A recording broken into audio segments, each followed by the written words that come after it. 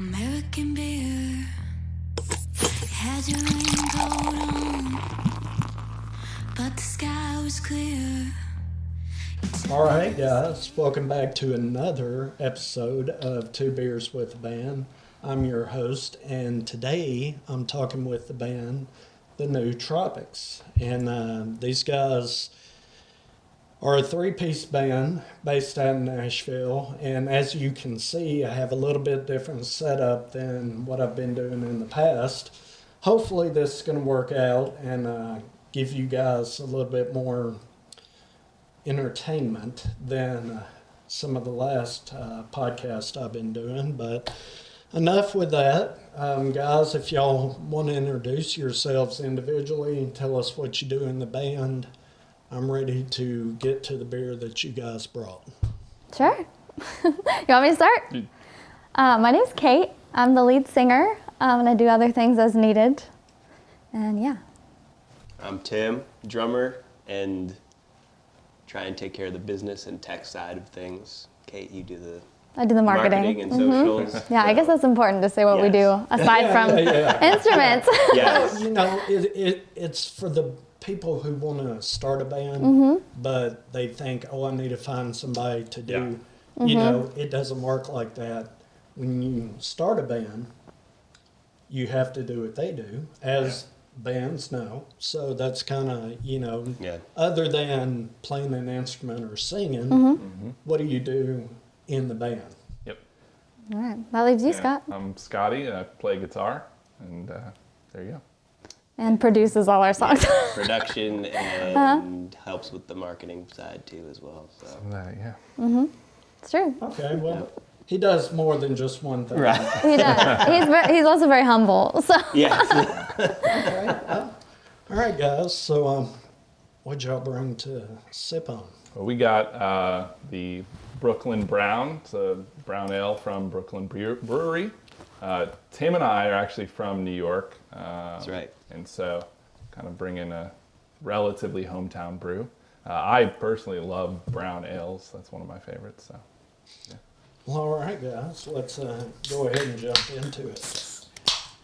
Because I am a little parched. Same. And everybody's surprised at my excellent pouring skills. Look at that. Pro. You've done this before. Years of the service industry, because I'm an artist. Right.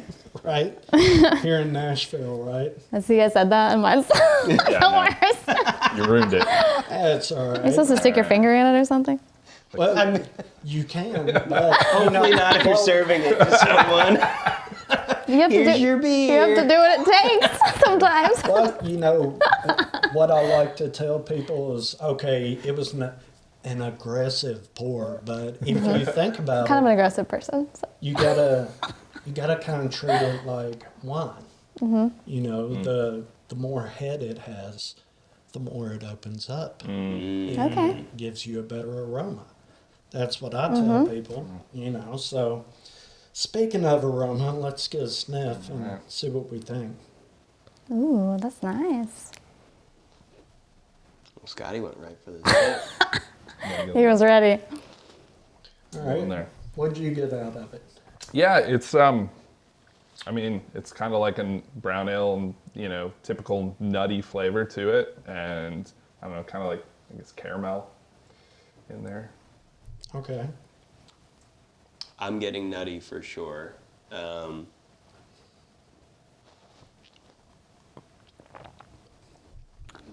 like rich mahogany, velvet. Leather I'm brown. getting. All right, so you know when you have Manliness. This is not beer It's a talk can at of all. manliness. But when you have I'm going to use that. A can of man. Can of TM.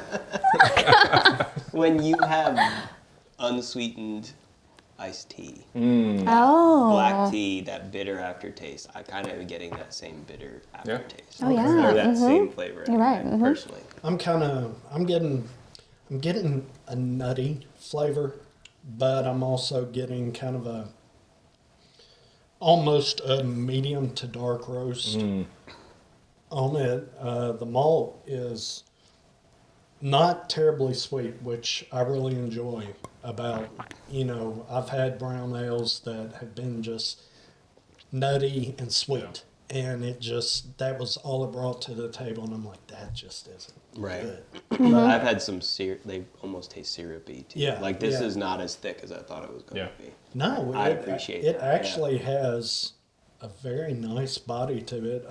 Has good head retention. So, I mean, all in all, so far, I'm impressed with this beer, guys. So, cool. Nice choice. Here we go. Yeah, good job, The band's Scott. even better than the beer. So just wait. Right? Love the confidence. Not to be a beer, I'm not a beer hater, but it's just, I like that it's not overly weedy. Yeah. What do you like about that beer?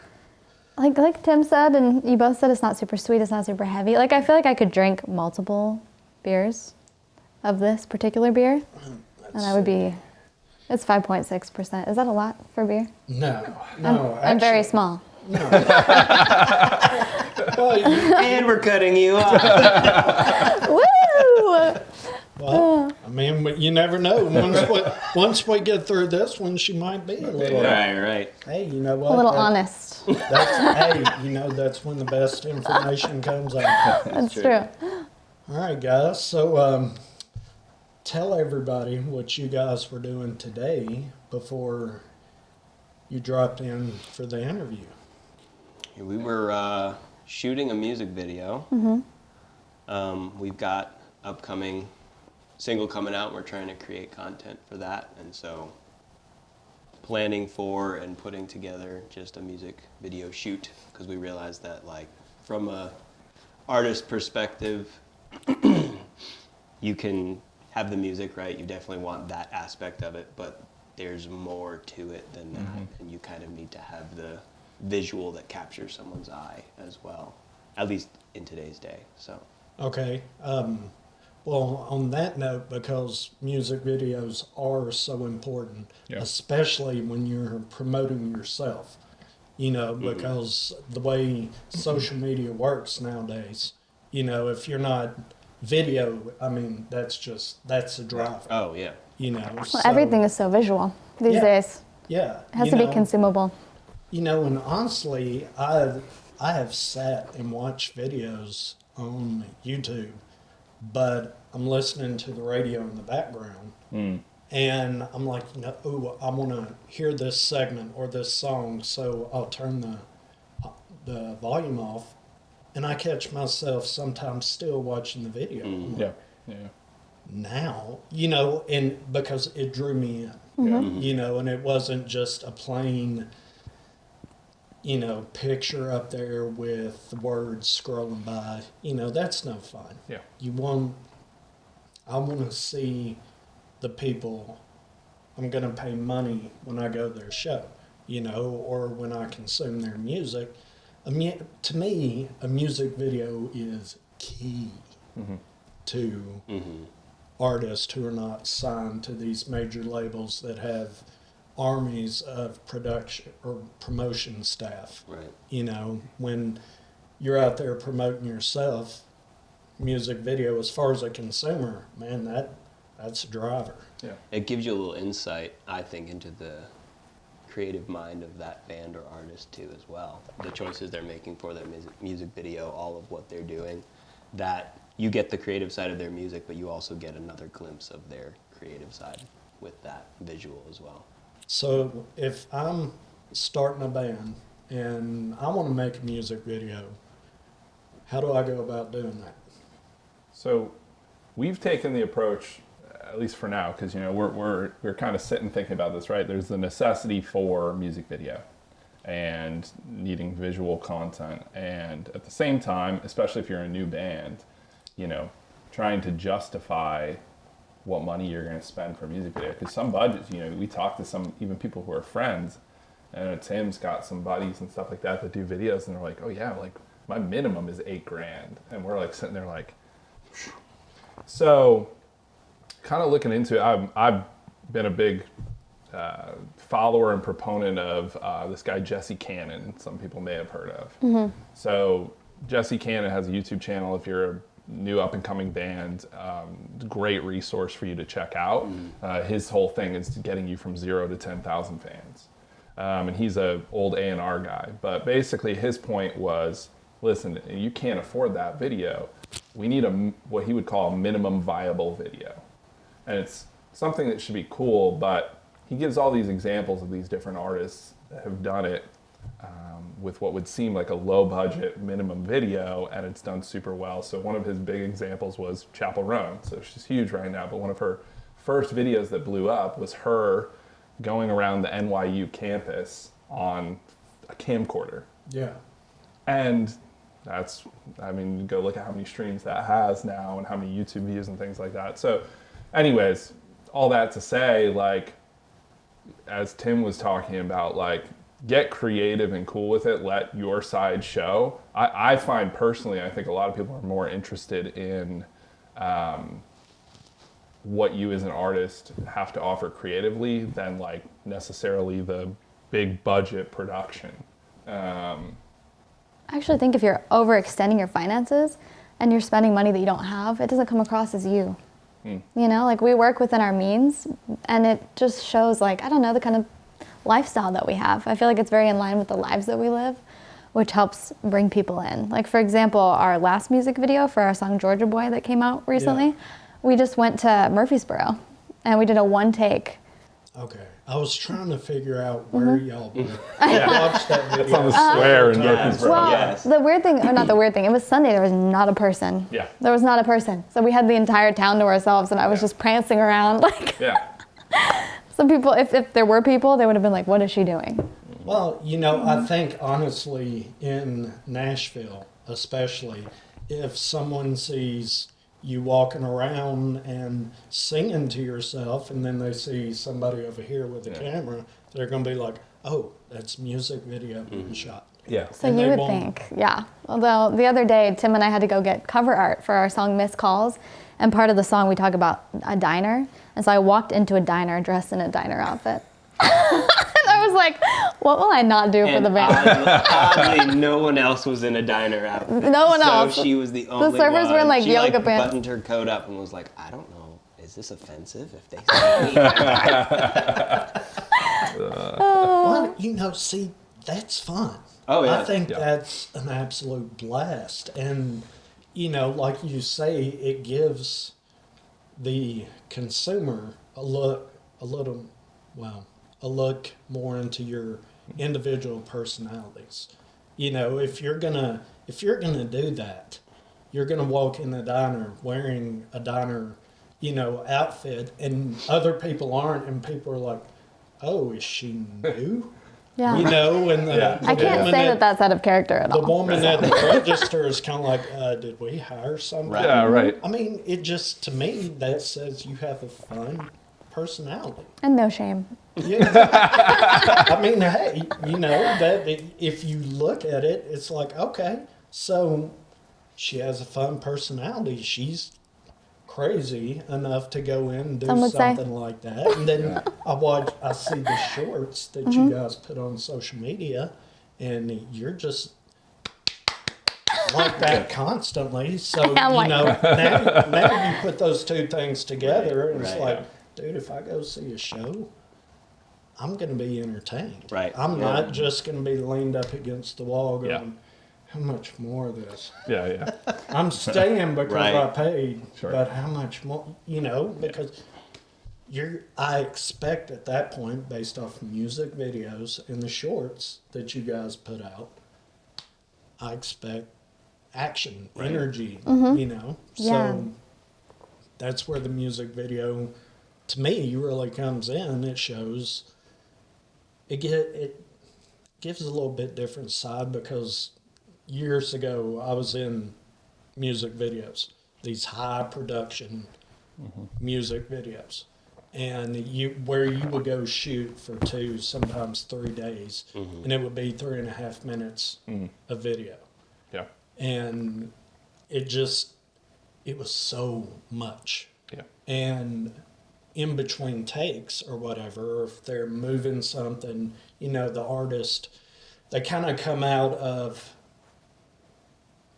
what they are out of their shell, and they show you who they really are. Yeah. And I've met some artists that I would go to the end of the earth for because they're such good people. I mean, when a camera's not in their face, they're just so down to earth and so fun and so cool. It's like, you're awesome. Yeah. I'm a fan. Even if I didn't know your music, Yeah. I'm a fan now, and I will know your music. I think it's also important to feel that way about your bandmates too. You know, like these guys have bailed me out of so many things. Like they're like my older brothers. Like if I Wow, calling us old. All right. yeah, Cool, I mean you are, but I think having that confidence in the artist that you're watching and then each other too is just being a good person is so important in this industry. Well, how'd you guys meet? Because I know that in Nashville, that's kind of crazy how bands come together. And I find it interesting because I've heard some hella stories on how people met. Oh, Like, yeah. Okay, that apparently has worked out for y'all. So how'd you guys come together? We were originally all dating. I'm just kidding. No, that wasn't true. No. Well, Do you wanna tell? I had seen there's a Facebook group here called YEP, Young Entertainment Professionals, and I was new to town, and I'm looking for a gig, and I go on and I see Caitlin had posted like, "Hey, looking for a guitar player." So I reached out. I had been reaching out to tons of people. I'm like, I didn't know that. There. Oh yeah, I was just like rapping. I thought you thought I was special. I'm just looking for a gig, right? And I know the band breaks up right there. yeah, that's it. End of the show. I'm out of here. Yeah, and so I go to The microphone off, slam it down on the table. But we're not done yet. right. So basically, Scott was reaching out to everybody. Yeah. One night. Yeah.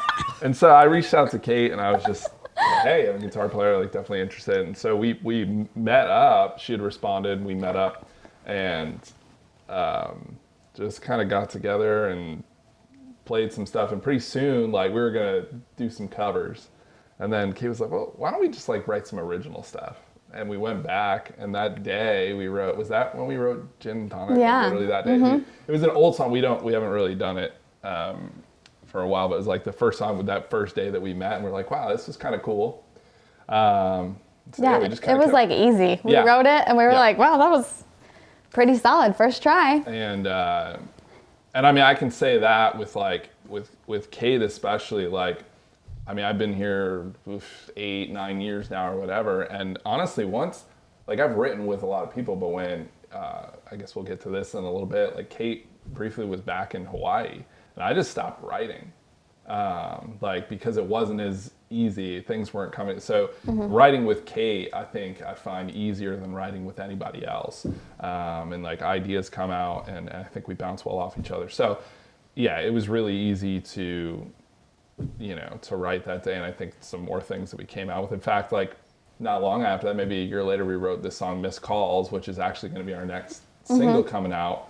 But then Tim, We're getting to you. yeah, Tim and I knew each other from New York, and we had both talked about moving down here to Nashville together. And the job I had, I couldn't actually move as quickly as Scott was able to. So Yeah. I was still back in New York for probably a good 4 or 5 months. I was paying rent on a place in Franklin. Franklin. I was paying rent on a place I wasn't living at, but I was like, all right, cool, this is where I'm gonna be. Right. And I remember after y'all met up, yeah, you texted me, you're like, just had an amazing write with this chick singer. I'm like, okay, cool. Yeah. But I don't know how many months after that, wasn't living there at Yeah. all. It was Yeah, maybe Scott and I 3-4 had like months, traveled to maybe. Hawaii at that point and played gigs in Hawaii. We had, yeah. The first night, so Kate had been like, hey, so I got to go play this gig back in Hawaii. Do you want to play? From Hawaii, by the way. Yeah.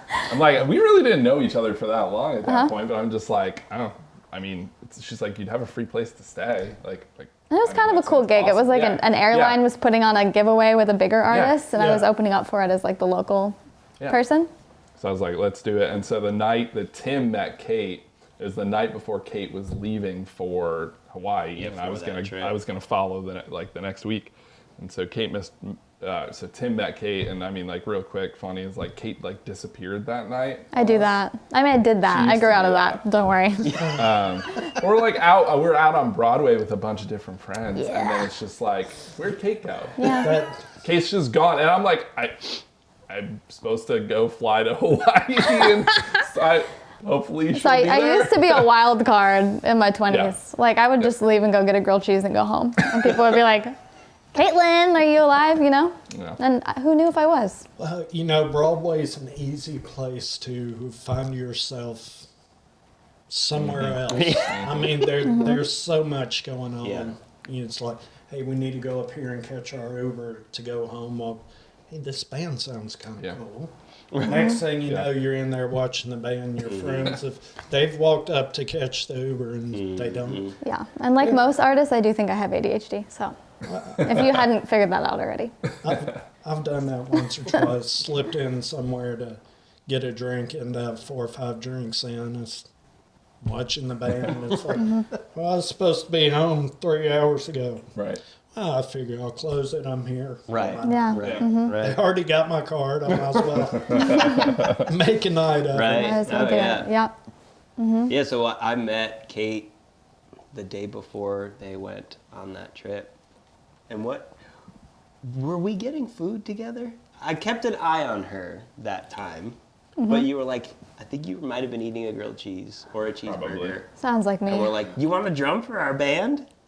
Yeah. I'm pretty sure Oh, we that's had what already it was. we had talked about Tim already. Yeah. Scott was like, "Oh, I have a drummer Oh, no one that's told me that. that's moving in or living with me," and I was like, "Well, that's very convenient. Right. Is he good?" And Scott was like, "Yeah, he's awesome." And I was like, "Well, you bring a lot to the table. Thank you for assembling our entire band." I sadly did not go on the trip to Hawaii. That was just an acoustic thing. Yeah, But I invited you. Did I not? you did, but you were like, we leave tomorrow. Yeah, And I was like, so- oh, well, that's... I mean, if he wanted to, he would.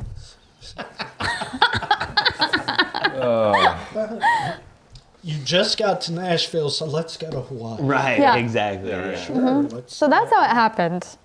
And then it's been an interesting ride since then. Yeah. Yeah. Well, how long have y'all been together So since then? Since then, we were together all that time. We shot some music, we wrote songs, shot some music videos as We well. had gigs. Yeah. Yeah, we did pretty well right off the bat, I would say. Was it what, 1 year, 2 years? Well, that was 2016.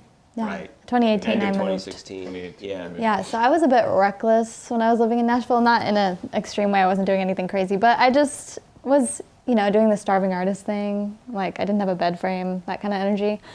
And yeah, I actually ended up having a daughter, who I have now. She's 6, she's The adorable. best. She's amazing. she's like basically in our band at this point. Yeah. Yes. And I just decided like, I don't want to like struggle here anymore. So I moved home for a job opportunity and just to get my life together. And I was back in Hawaii for like 6 years, and we never had a conversation that the band was breaking up. I told them I was coming back, and they didn't believe me.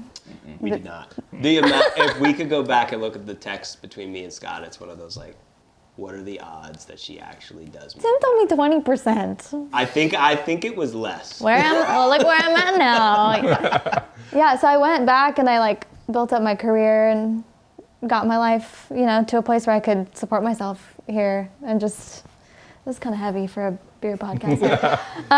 Yeah, and then I moved back, and they were just like, "Hey, when's practice?" And it was like nothing ever happened. That's cool. That really is. So, It is. I mean, at that point, what'd you guys do to, were you waiting on her to come back, or were you kind of like, you know what, if she comes back, well, we're here. Very but sad. If she doesn't, Yeah. that seems like two completely different band stories. Right there.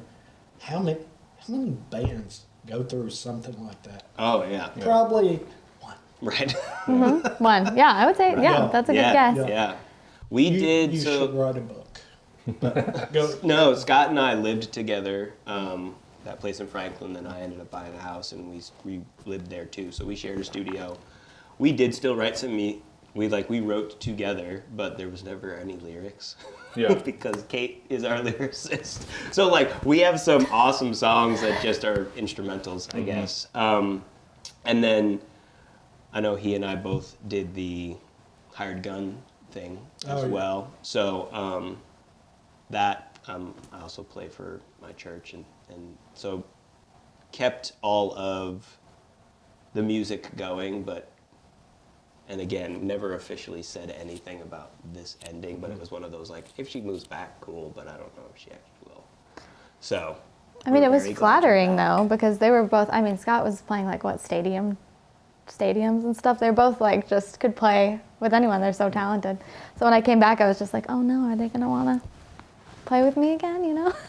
Like a little kid, you guys want to play together? And it's cool playing big shows and for other artists, but a lot of times, I don't know, you get into music, even as a kid, you get into music because it's creative, right? And so we both wanted to be able to have that creative side. Because when you're the hired gun, you're learning someone else's songs. Right. Which is awesome, that's fine. I still do it occasionally from time to time, right, if I get a call. But to be able to flex that creative muscle of let's actually write a song. And I noticed that even in my playing, and it's taken me a little bit of time, but even when we kicked things back up, it was oh man, I have to actually come up with drum parts now. I'm not just copying someone else's. And so to get back into the rhythm of thinking more creatively rather than just reproducing what I'm hearing, that was an interesting, at least for me anyway, interesting to think about and approach my instrument and craft that way again. I like it. It makes you a better player even as a hired gun too, because now you're able to. Right. That part of the muscle is being worked and flexed. So. Well, I find it interesting because I know in your social media it says you took a hiatus, but it doesn't say why. And me as a consumer, I'm kind of ooh, did they hit a point where they were just kind of you know what, I'm done with you. I can, kind of bad blood, Right. Which happens to so many bands. Oh, yeah. And then there's their fans just stay fans so long, and they're kind of you know what, why don't we give it one more try and see if we can, and it's where they try to get back together for, one more tour, one more, whatever. And it's but you guys actually have a solid reason for taking a hiatus. And it wasn't that you didn't get along. In fact, to me, it kind of sounds like y'all were a super strong band to put that kind of miles and time in between each other, and then be able to pick it up just hey, it kind of feels like you've been going a week. That's what we've been doing, so let's get back into it. Right. And just... And I think that helped too, because even when Kate moved, it was for a valid reason, right? And I value family. I love my family. I totally respect that, and so for the reason for moving, it's I can't be mad at that. And I'll still support. And we would FaceTime. Yeah, Still. yeah. We all. I And, mean, we I would came still, to visit. Yeah. So we still stayed in touch. We realized what was happening was important, right? So there was that respect, which I feel helped a lot when she moved back to just kind of pick things back up. It did, and I feel like Scott actually wrote a song that I love that's in our set list called "Walking in the Dark," about figuring out what you want from music. And I think when that hiatus was happening, we were all kind of in different musical directions, because I was playing back home by myself and in a duo for a little while, and we kind of got to experience these other things. It sounds very relationship-y, but Well, I mean, a band is a relationship, Yeah. is it not? Yeah. I mean, you experience so much together, and you literally become family. Oh, yeah. I mean, when you're not with your family, you're with your family. Yeah. And my full-time job, if I'm there, I'm with my family. And when I'm at home, I'm with, my family. So it's just, I can see, the relationship in a band. If you don't have that kind of relationship, how do you make it work? Oh yeah. I mean, really, how do you sustain that? Right. There's so many bands out there, mainstream bands that have been bands for years before they got signed. They get signed, they do maybe 2 albums, 3 albums, then they won't talk to each other ever again. And it's like, I don't get it. I don't get it, but I'm not in a band, so, me and my work family, we disagree on things from time to time, as you know. But you're my family, so I forgive you when you make mistakes. But a band is a relationship. How much time do you spend together compared to how much time you spend apart? Well, today. And work doesn't count. Not a lot of We're hours together for today. all day.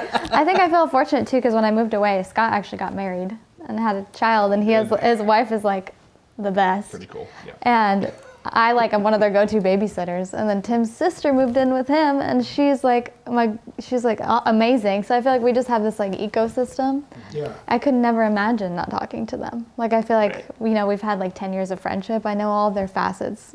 So for me, it's like I never worry about that happening, which is a really nice security. It's good to feel safe in your craft.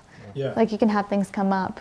You can just throw out your ideas without judgment. I think that's so important in a band. And I think that's why, like, knowing each other for 10 years, I'm so happy that we still get to do this. No matter what comes of it, I'm having a good time, Well, do you feel like you're progressing as a band? Like you're, Oh yeah. I guess in asking that, what do you guys want individually? What do you guys want for the band? What do you want? What would be, where do you want the band to be 5 years from today?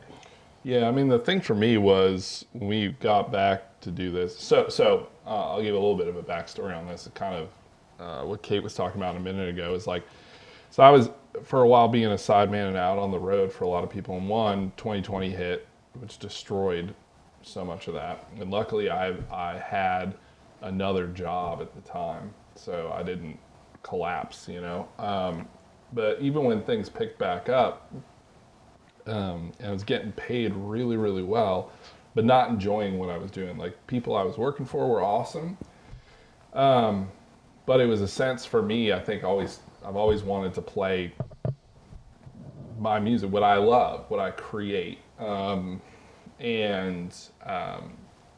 it was kind of like for me, if it's just going to be making some money. There's a lot of other things that I could do to make more money with less work. Pretty much anything What else. do you mean? Pretty much Music doesn't pay a ton of money? Manual labor, like anything.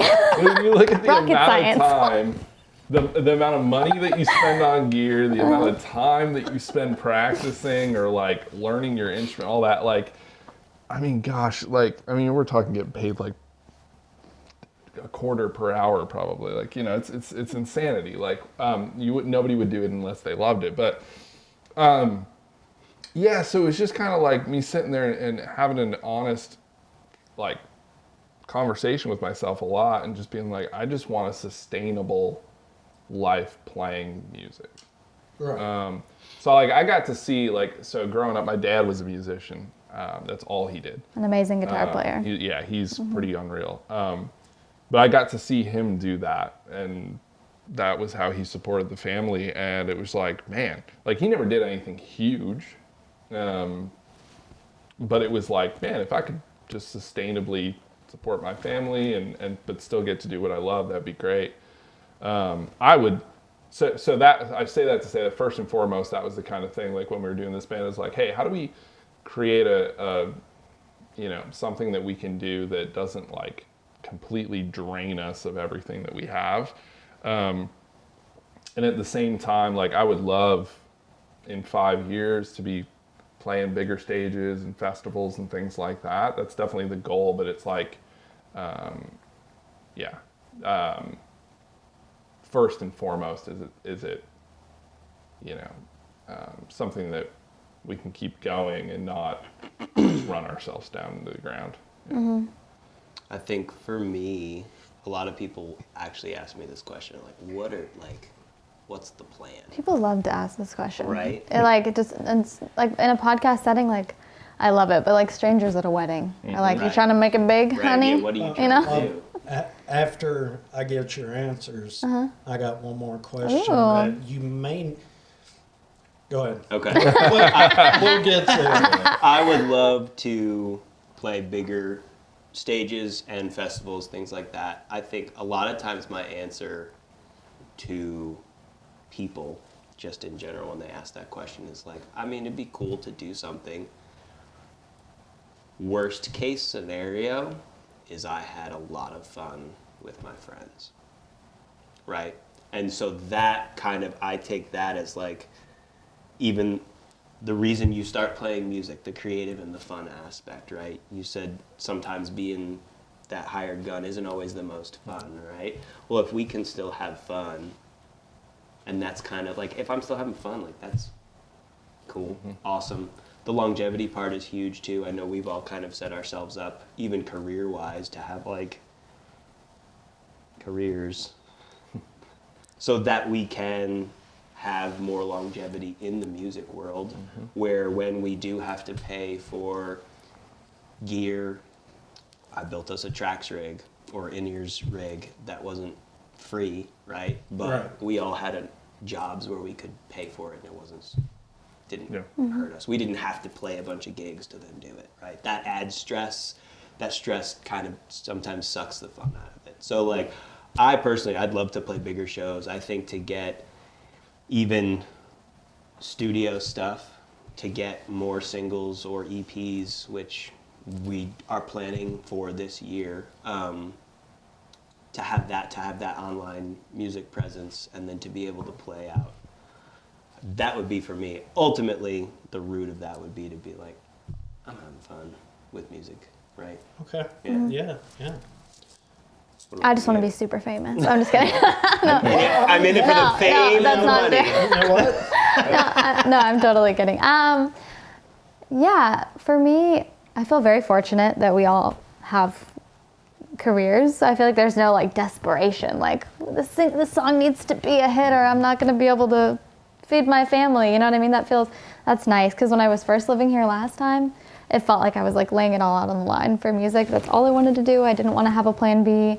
And although I respect people that do that, like I respect the hustle. If you can do that, that's amazing. And I just bow down to your, resilience. But yeah, I want to be able to support myself and not feel like I'm sacrificing my creativity in a way. I don't want to feel like I'm like trying for it so hard that I'm like producing something that's not authentic or forcing myself into things. Right. Yeah, so I feel like I guess I want to have a natural progression towards playing things, and I want to create in a way where we have time and space to do that. But yeah, like Tim said, I'm having a lot of fun. No matter what happens, I would never like regret the time that I spent doing it. Would it be great to like play at a big festival? Yes, but either way, I'm happy with any outcome. And we get calls to play stuff too, and we do play out. And those calls continue to come. We just got a Right, message from somebody else asking us to like headline a gig at the 5 spot. And we're like, that's so cool. Like we just were existing and somebody asked us to do that. Like, Yeah. sure, we'd love to do it. I appreciate, like you said, the hustle of if someone doesn't have a plan B, right? Because there is that aspect, and you see it happen where like, this is all I got, I'm putting all my energy into it. I think we've all tried to create an environment where we can create and be our authentic selves in that creation. Yeah. And what you see in our videos and our shorts and on posts and even here in this podcast is who you're going to get. Well- if you meet us in person Yeah, at a show, it's very true. Okay, okay. Well, you guys say that that's kind of a standard question, and I'm sure it is because I love to ask that question, but my follow-up question is, well, what are you doing to reach that? I mean, what are you doing today to reach your goal that you've already set for yourself in 5 years? Because guess what? You probably need to start working toward that. Oh, yeah. So, Yeah. back to you. Yeah. What are you doing? It's a good person to start I was with. gonna say he's probably the mastermind behind he set up Great. an Asana for us. I'm I pretty know. sure he's Yeah. got deliverables for Honestly, 10 people years from should now. hire Scott at this point. Madness. I mean, part of it comes from my day job, and it's like what I do with people all day. But yeah, it's ugh, It's hard to find a place to start. hard to find a place to start. Because there's so much. I've spent and continue to a unholy amount of time like researching and looking into bands and their paths to I guess success. Right. On different levels, like, and so just trying to find all those different ways, whether it's with marketing and social media, whether it's with how often you're releasing your songs, or you know, getting it in front of the right people and all that kind of stuff. So there's Visuals, applying to playlists, Yeah, like just. So what we're doing, so I mean, yeah, like there's obviously the writing to keep new material coming, you know, because it's like we live in this, you know, we were talking before, but this algorithmic world, and social media, YouTube, Spotify, all of them have algorithms, and there's all kind of a game that you have to play if you want to succeed in that, and I don't like that. But I realize that's reality, and that's what's in the way of me reaching my goal. So if that's the game I gotta play to get to what I want, cool, I'll play the game.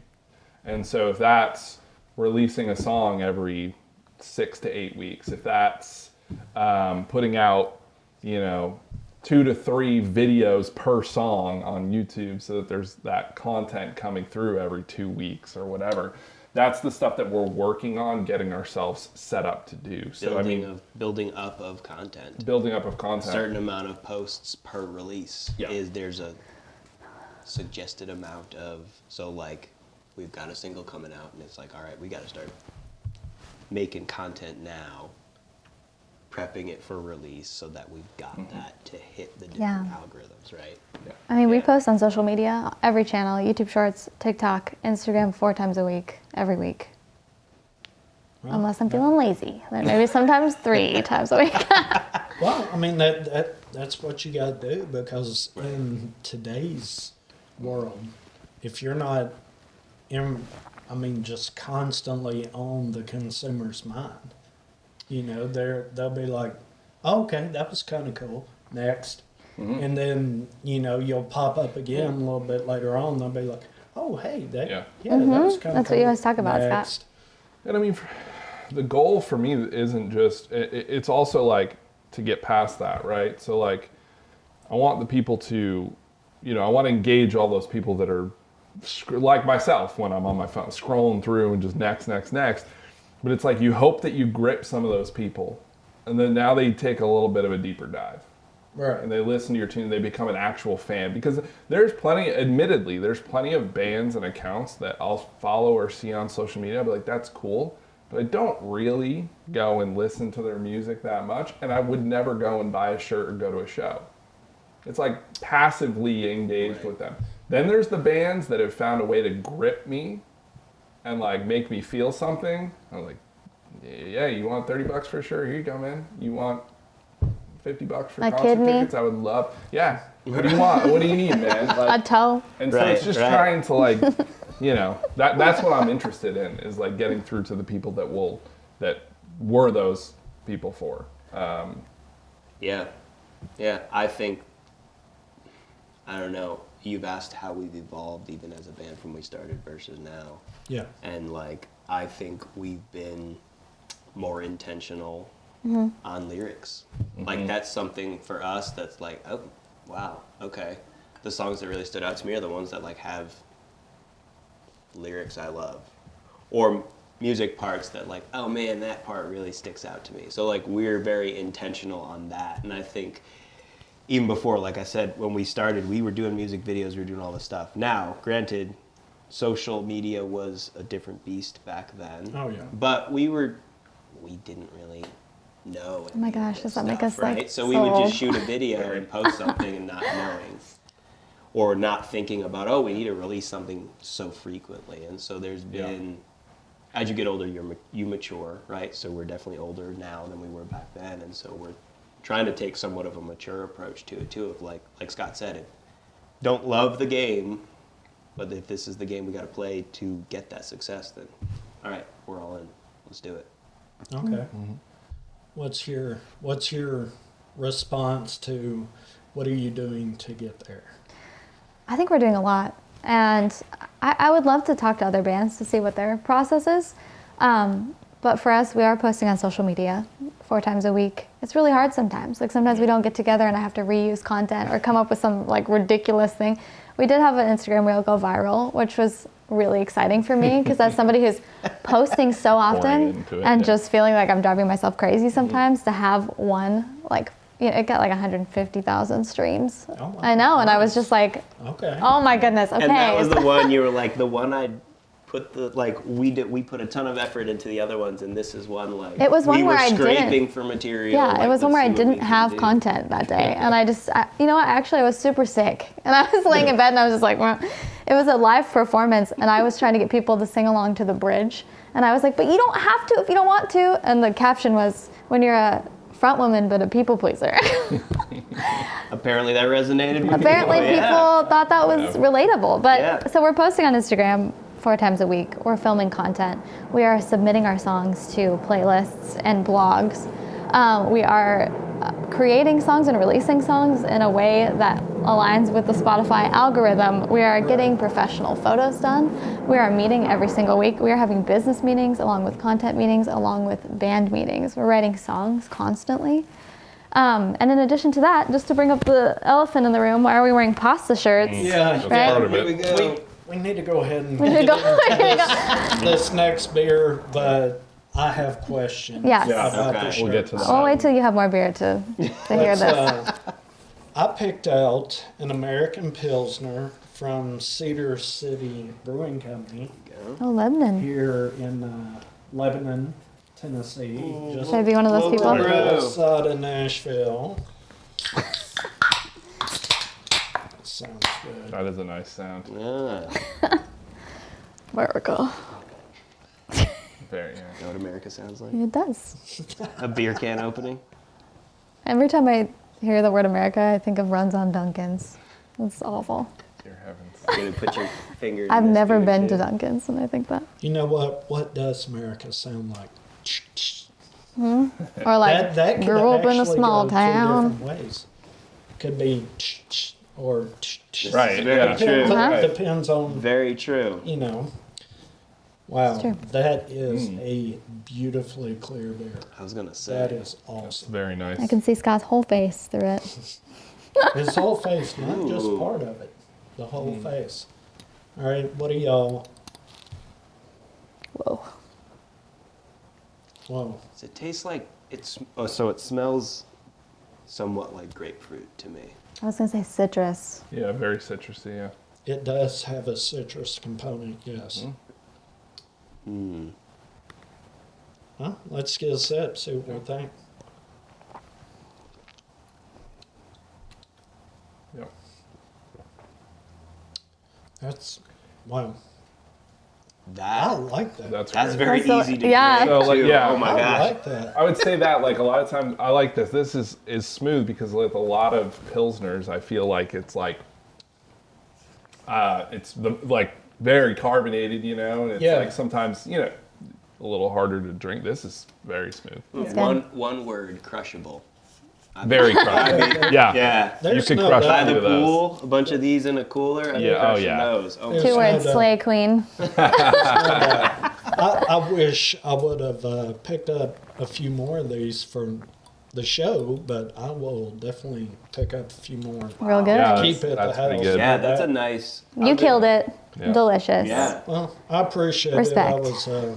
I was looking for something that would be easy for everybody to drink, something that wasn't just too, That's good. in your face. And I've had several from Cedar City Brewing, and to be honest with you, I enjoy everything I've had from those guys. Very cool. So they know what they're doing. I'm gonna say and this is great.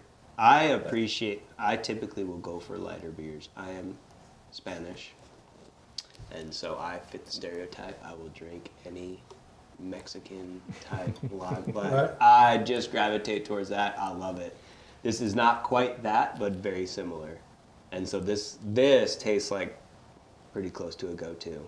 Oh my gosh. uh-huh. Yeah. Good. So how Hopefully you guys have found something that maybe you'll want to keep around for those writing so. sessions. Yeah, Yeah. really. I think so. It's actually funny because Scott and I don't drink a whole lot, so we'll see how we're doing after don't. 2. Yeah, right. I might be driving. Tim might be last- driving home. Yeah. I was like, I'm gonna suggest that before this even happens. So this is, I don't know, it's like a special occasion, but not usually. But I feel like I need to go. How do you say it? Lebanon or Lebanon? Lebanon.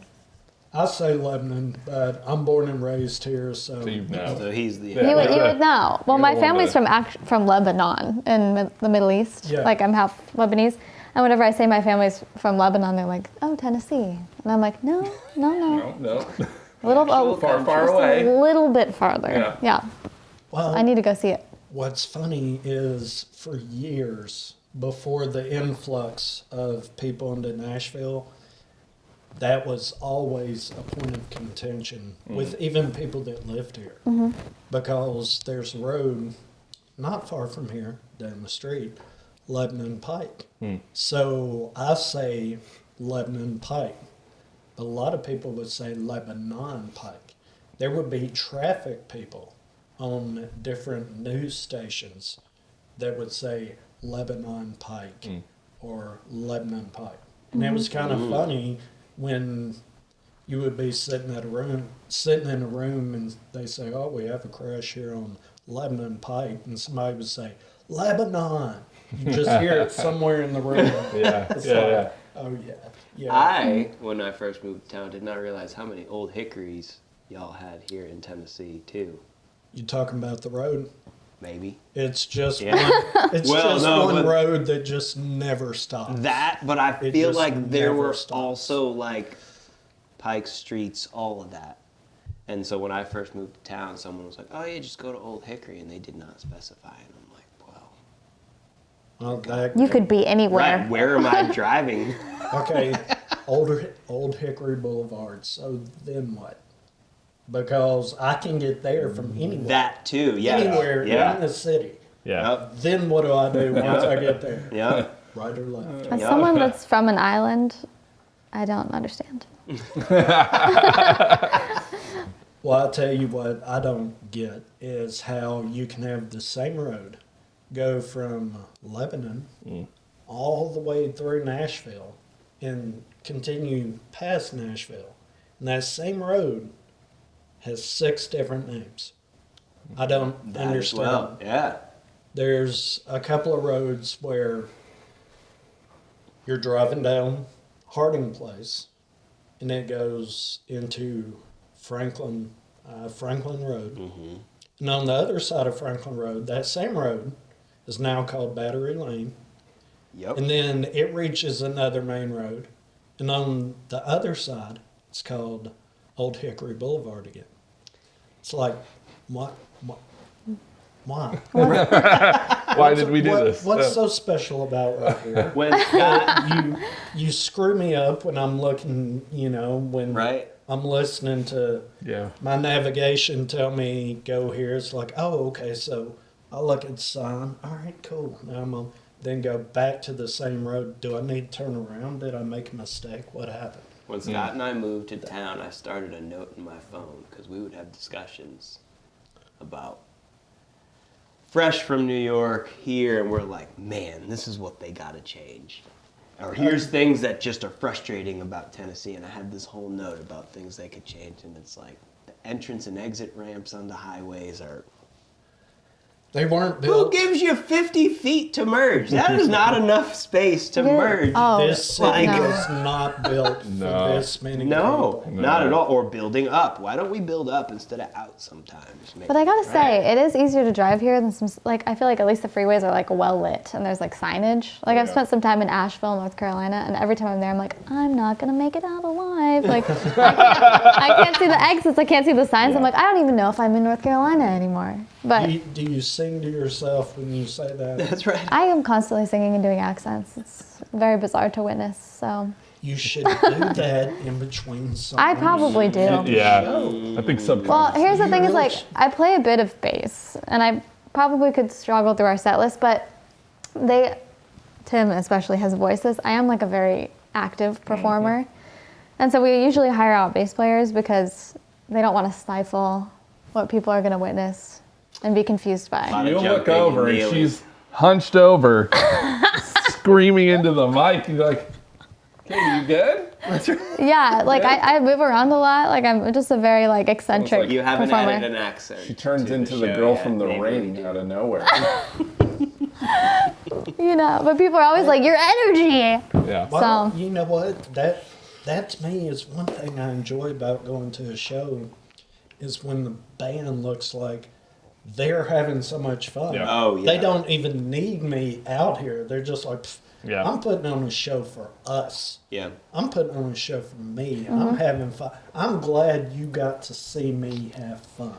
The same That's- way that what content is visual as well, right? Yeah. So, granted, you go to see certain acts. Like if I go see John Mayer, I don't need him jumping around on stage. John Mayer's John Mayer. I love John Mayer, right?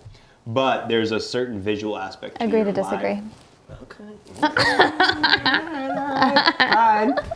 There are certain acts I don't necessarily care to see. They're in my mind. I love their music. I'll just listen to that. But a majority of the time, you have that visual aspect in person as well, and you're the entertainer, not just the singer, right? And that was one time I went to. I went to a Beyonce concert. Not a huge Beyonce fan. I don't mind her music, but it's not like I was like a huge Beyonce fan. But her entire band, what she did on stage, captivated me the entire time because it was entertaining from all She got swag. aspects. And I feel like that's something that when I go see local bands, or I'll say smaller bands, right? Someone who's not selling out a stadium like Beyonce. When they're able to put together that aspect, that stands out to me. That makes me remember. I'm seeing them putting together a good polished performance. They look like they're having fun. They probably are having fun, right? Like all of that. Well, do you think that that is key to you guys' success, or even a band's success, that somebody, or no, the whole band collectively, has got to put on a show? Even if you're the guy on the drums, or the guy on the bass, or the guy on maybe the keys that is kind of in the back. You know, do you think if the rest of the band's up there having fun, you know, just, I'm not saying being goofy, but being a little goofy, do you think, okay, everybody on stage needs to?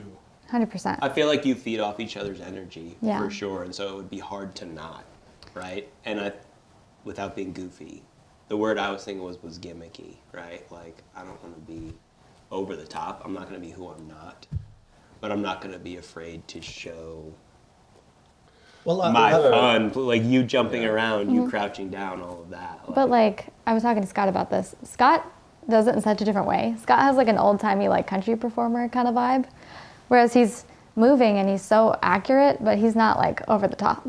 But it's so fun to watch because like we have videos of Scott and he's just straight-faced, shredding. Which But is it's like your dad. That's how your dad played. there you go, called out. That's a problem.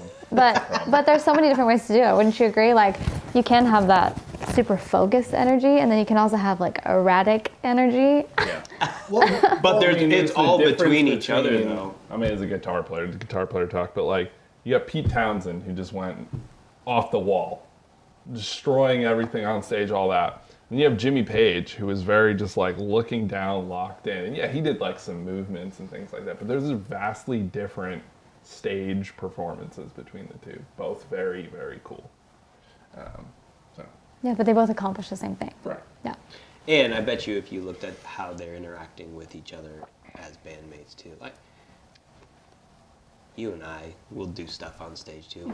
You'll turn around, you'll play with me, we'll make eye contact. There is that shared energy on stage. Yeah. And I feel like if it's authentic, it's contagious, right? Yeah, That's absolutely. how I feel anyway. Yeah. I mean, I enjoy shows where you'll see the guitarist and the bassist. You know, you got the lead singer here and the guitar over here and the bass over here, and things are starting to get, it's like, okay, this one, they're faster songs. And you'll see one of them just kind of walk over to the other one, stand right in front of them. It's kind of like, yeah, what? Right. What? Yeah. I'm hitting it right now. What are you doing? Huh? Are you doing the?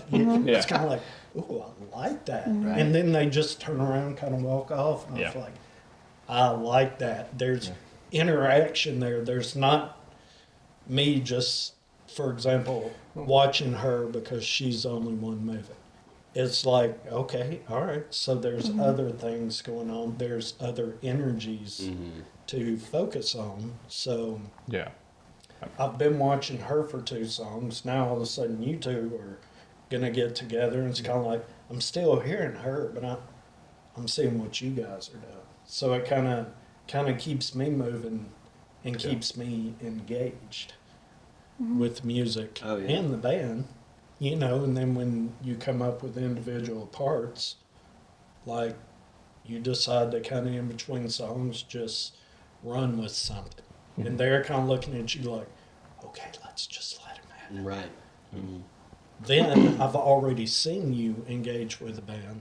Yeah. So it doesn't seem so foreign to me to now focus solely on you. Right. And then maybe she comes back in, and then he comes in, and y'all come together. It's like, oh, I love the way that worked. Right. And then he goes off on his own. And it's kind of like certain styles of music, that's what has to happen because that's what the music calls for. You know, but I don't know. I just kind of went off on a tangent, but we were. We loved it. We were going to talk about these shirts. Oh, yeah. Oh. Leaving everyone in the dark for so long. Well, so Tim and I for a long time had different T-shirt ideas.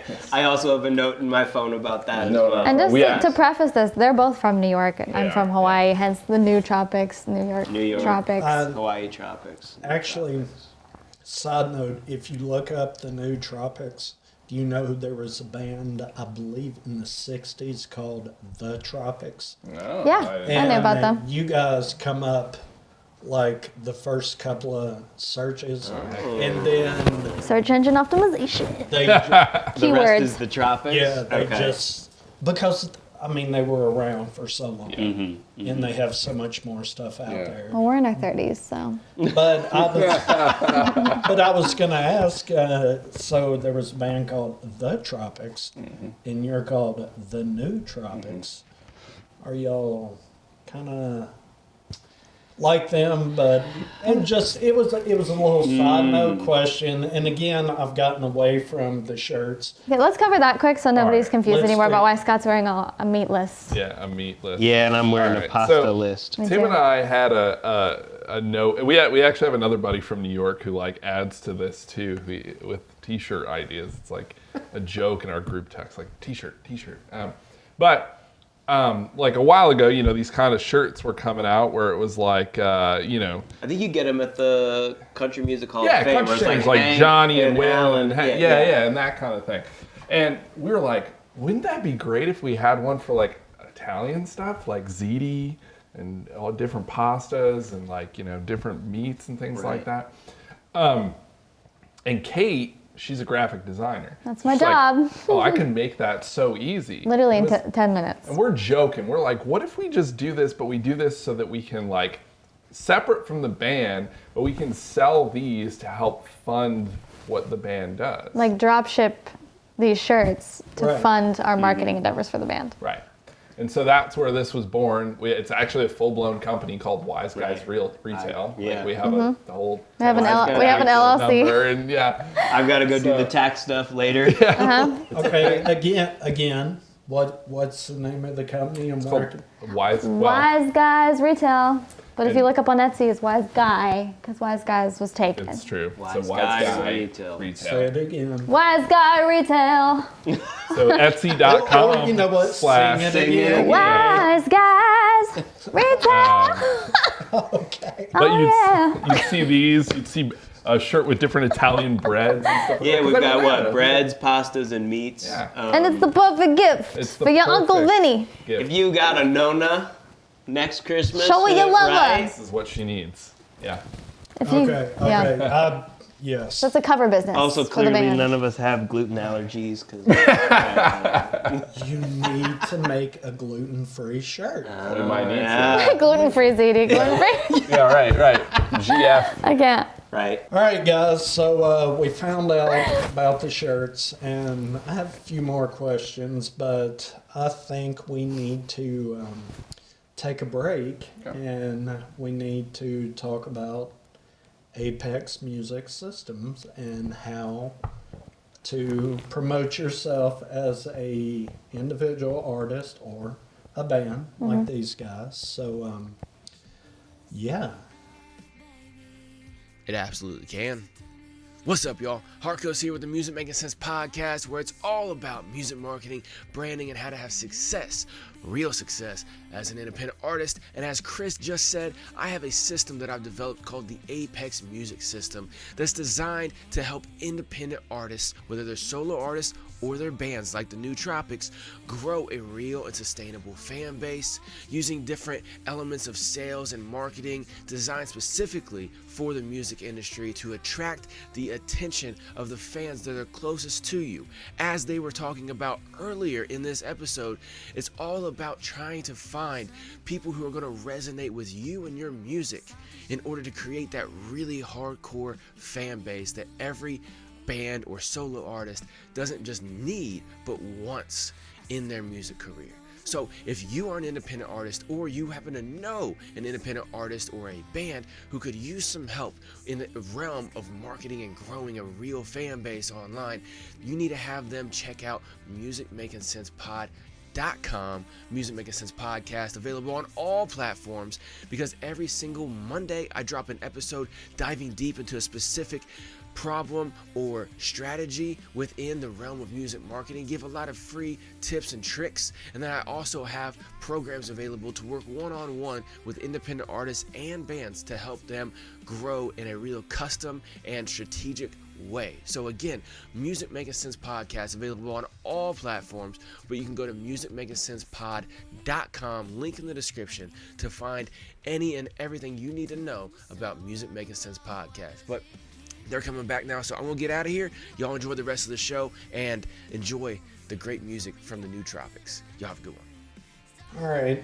After this beer, I have another one. Ooh. You guys would like it. Boy. It's the Smith & Wentz.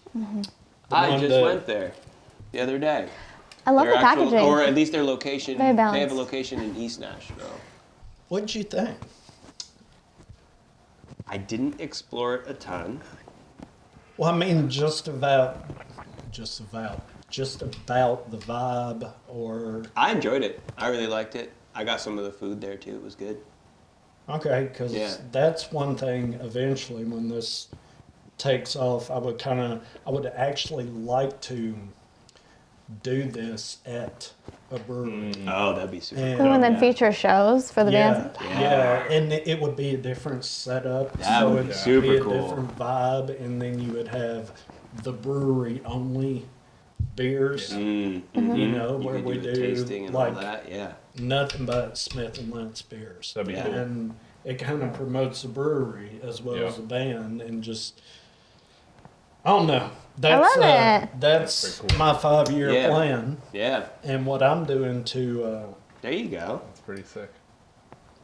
reach that is putting out as much content as I can, but I'm being honest about the beers, because I've had a few beers that other bands have brought and been like,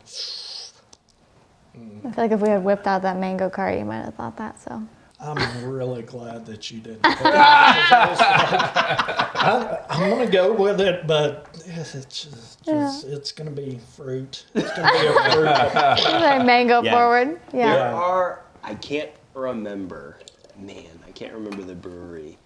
There are some that will do like a fruit beer and it tastes like they just made beer and dumped some fruit juice in. Like it's not good at all. I don't mind hints of something.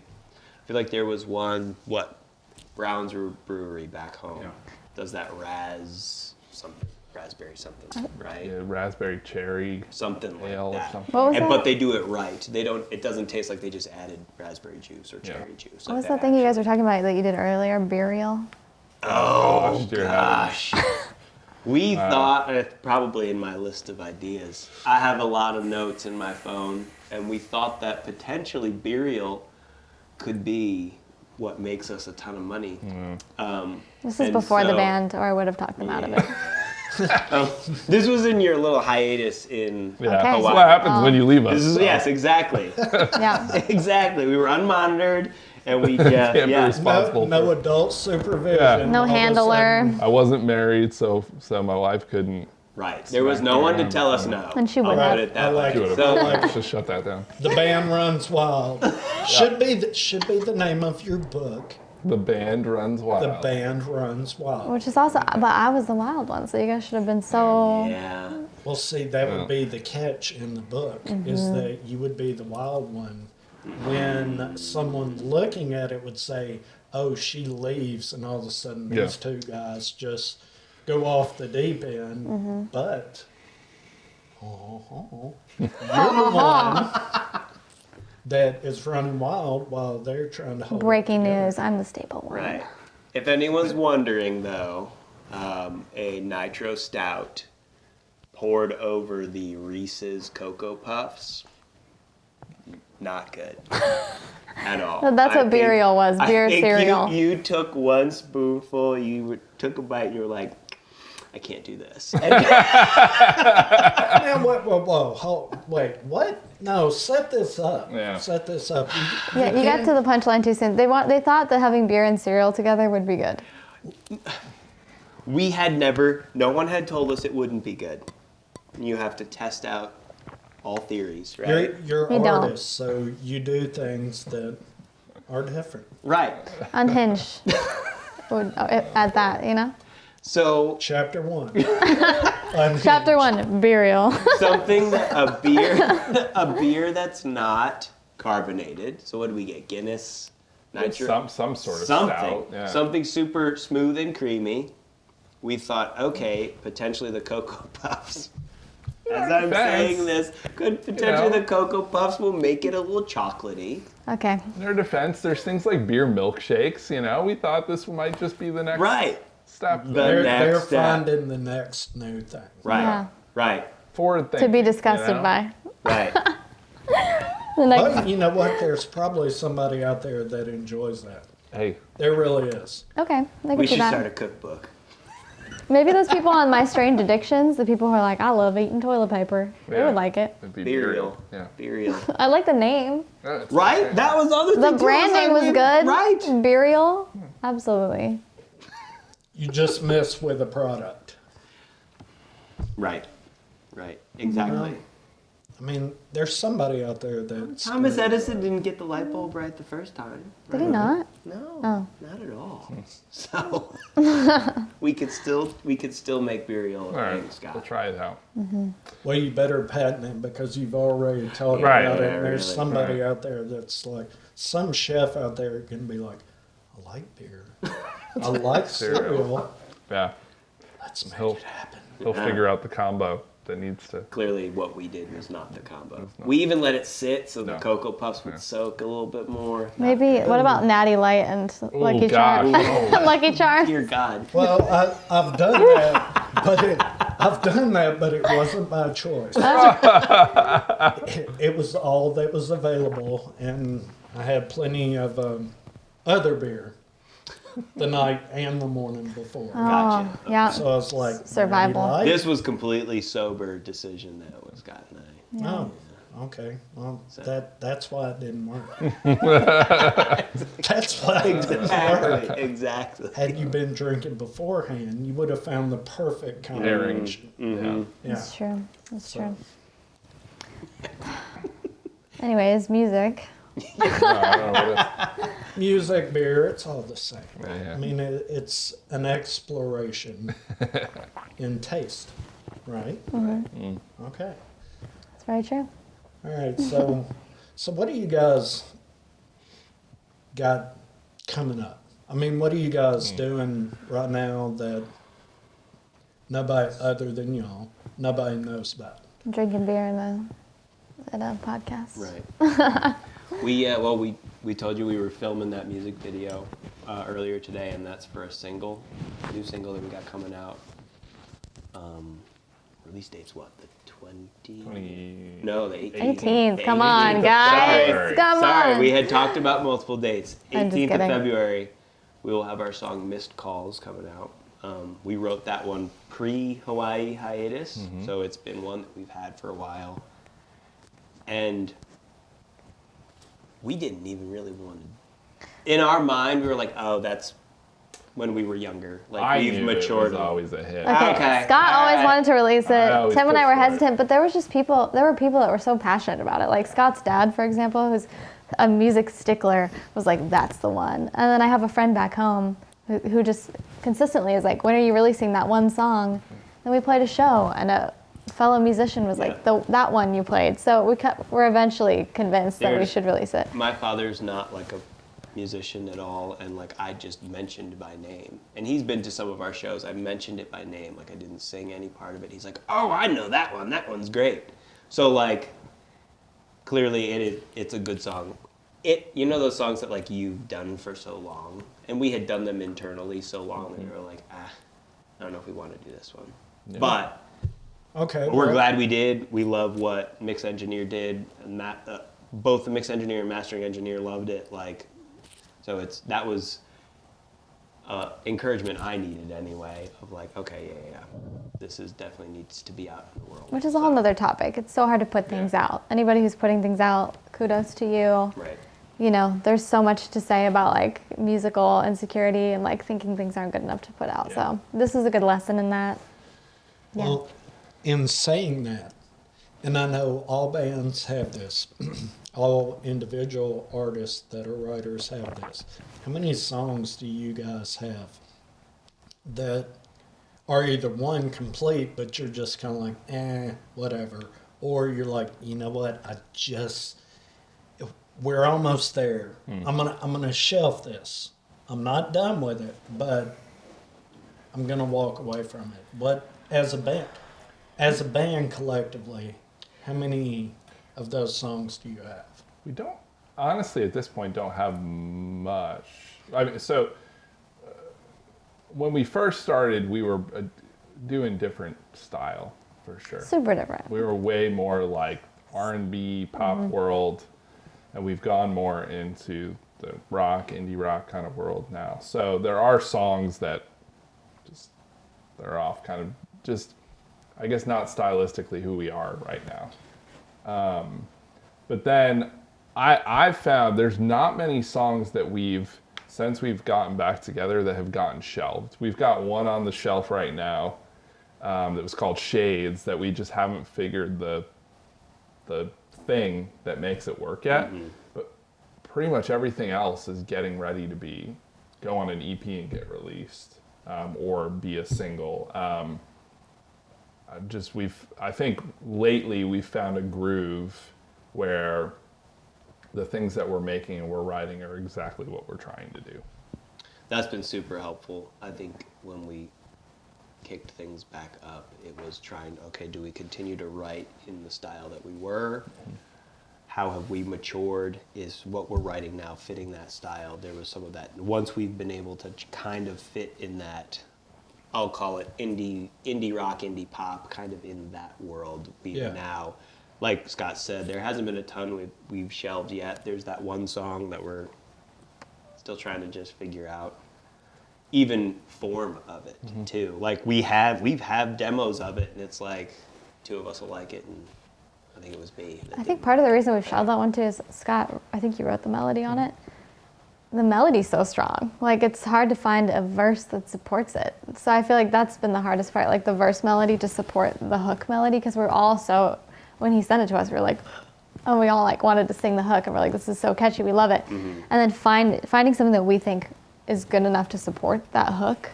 Yeah. You know, sometimes it just takes time and it's a challenge. I think for us, like a lot of the times we write songs and they click right away. So like when they don't, it can be a little intimidating. But, you know, I'm sure, I feel like give that song 6 months and we'll be like. I have a lot of, I have a lot of voice memos sent to the band text of like, I'm at Whole Foods, here we go. And she'll like sing a melody. I've got a ton of those saved down, but we try to be intentional on. Those should be shorts. Well, the best is... You know what? I want to hear them. I want to hear them. I do want to hear that. That would be great intro into a music video. Oh, yeah. Because, Yeah. hey, I'm in Publix, blah, blah, blah. And then I mean, she just starts singing and then goes into the song. That would be popped cool. in my brain. That's the I part. thought it was cool. What's so funny to me is that Kate has in voice memos, you know, you can set it to have your location, and it'll say the name of the location, and then so I'm just like sitting there, and I'll get one, and it'll be something like Publix or like, you know, I don't know, a coffee shop or like something, and I'm just like laughing, and I'm like, Kate's just walking the aisles of the grocery store singing this to us right now. Like, my all right. feelings and I hate him, and his name is Michael. Yeah. And his sister's standing next to me.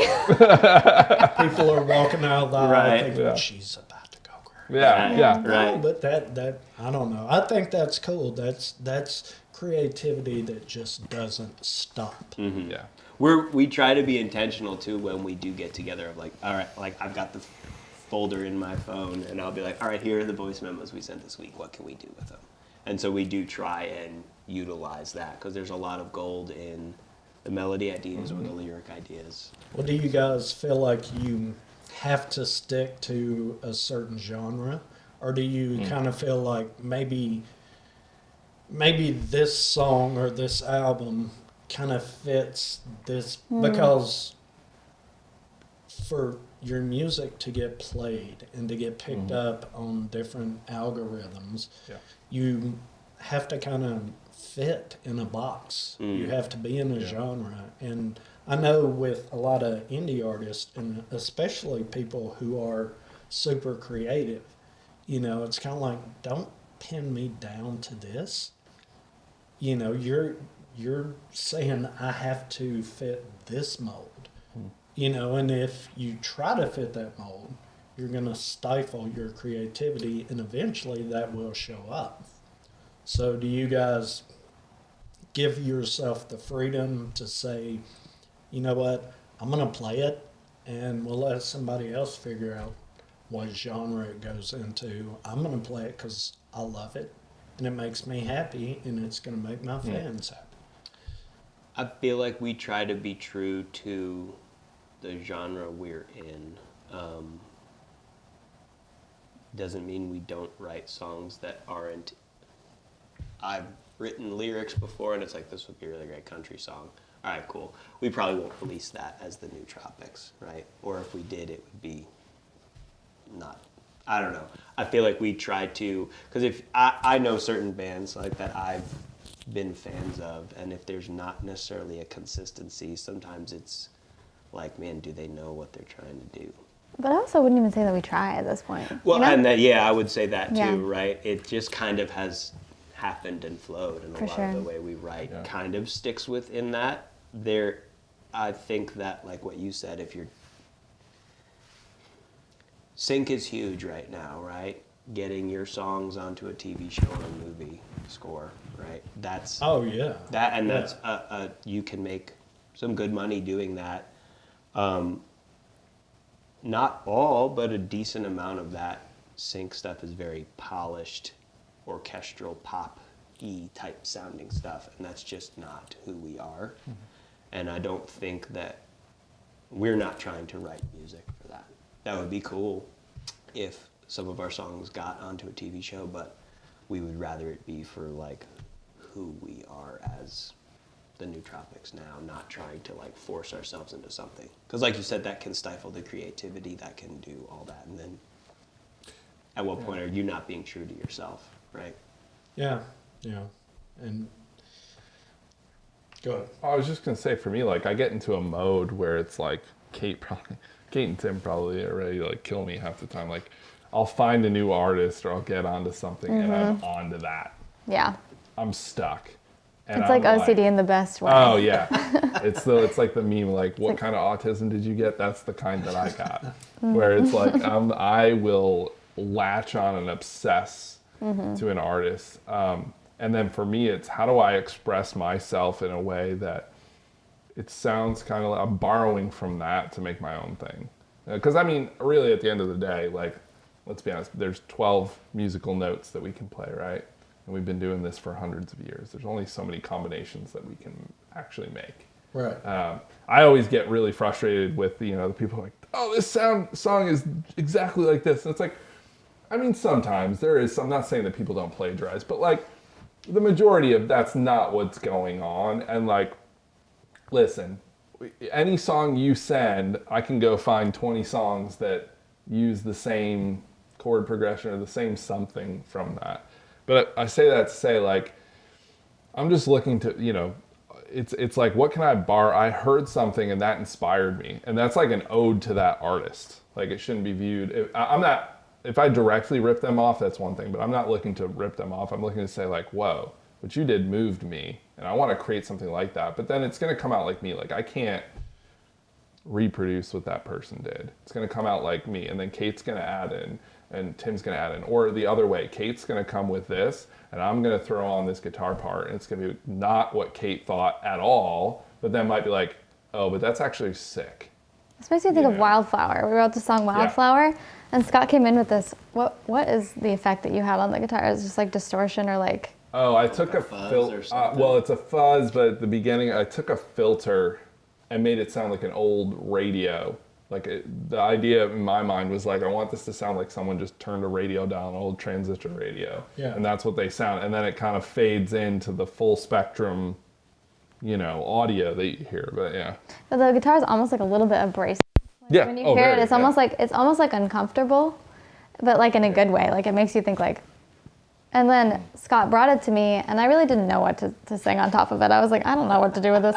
And I just started singing this melody that was like kind of, we love like Olivia Dean, and we love a lot of R&B artists, even though that's not technically the zone we're in.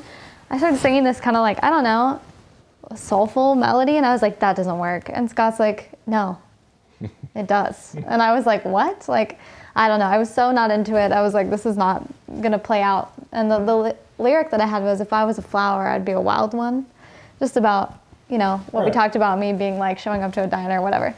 Kind of like an autobiography of being the weird kid and like growing up and like coming into that and accepting it and then feeling like those are your best qualities.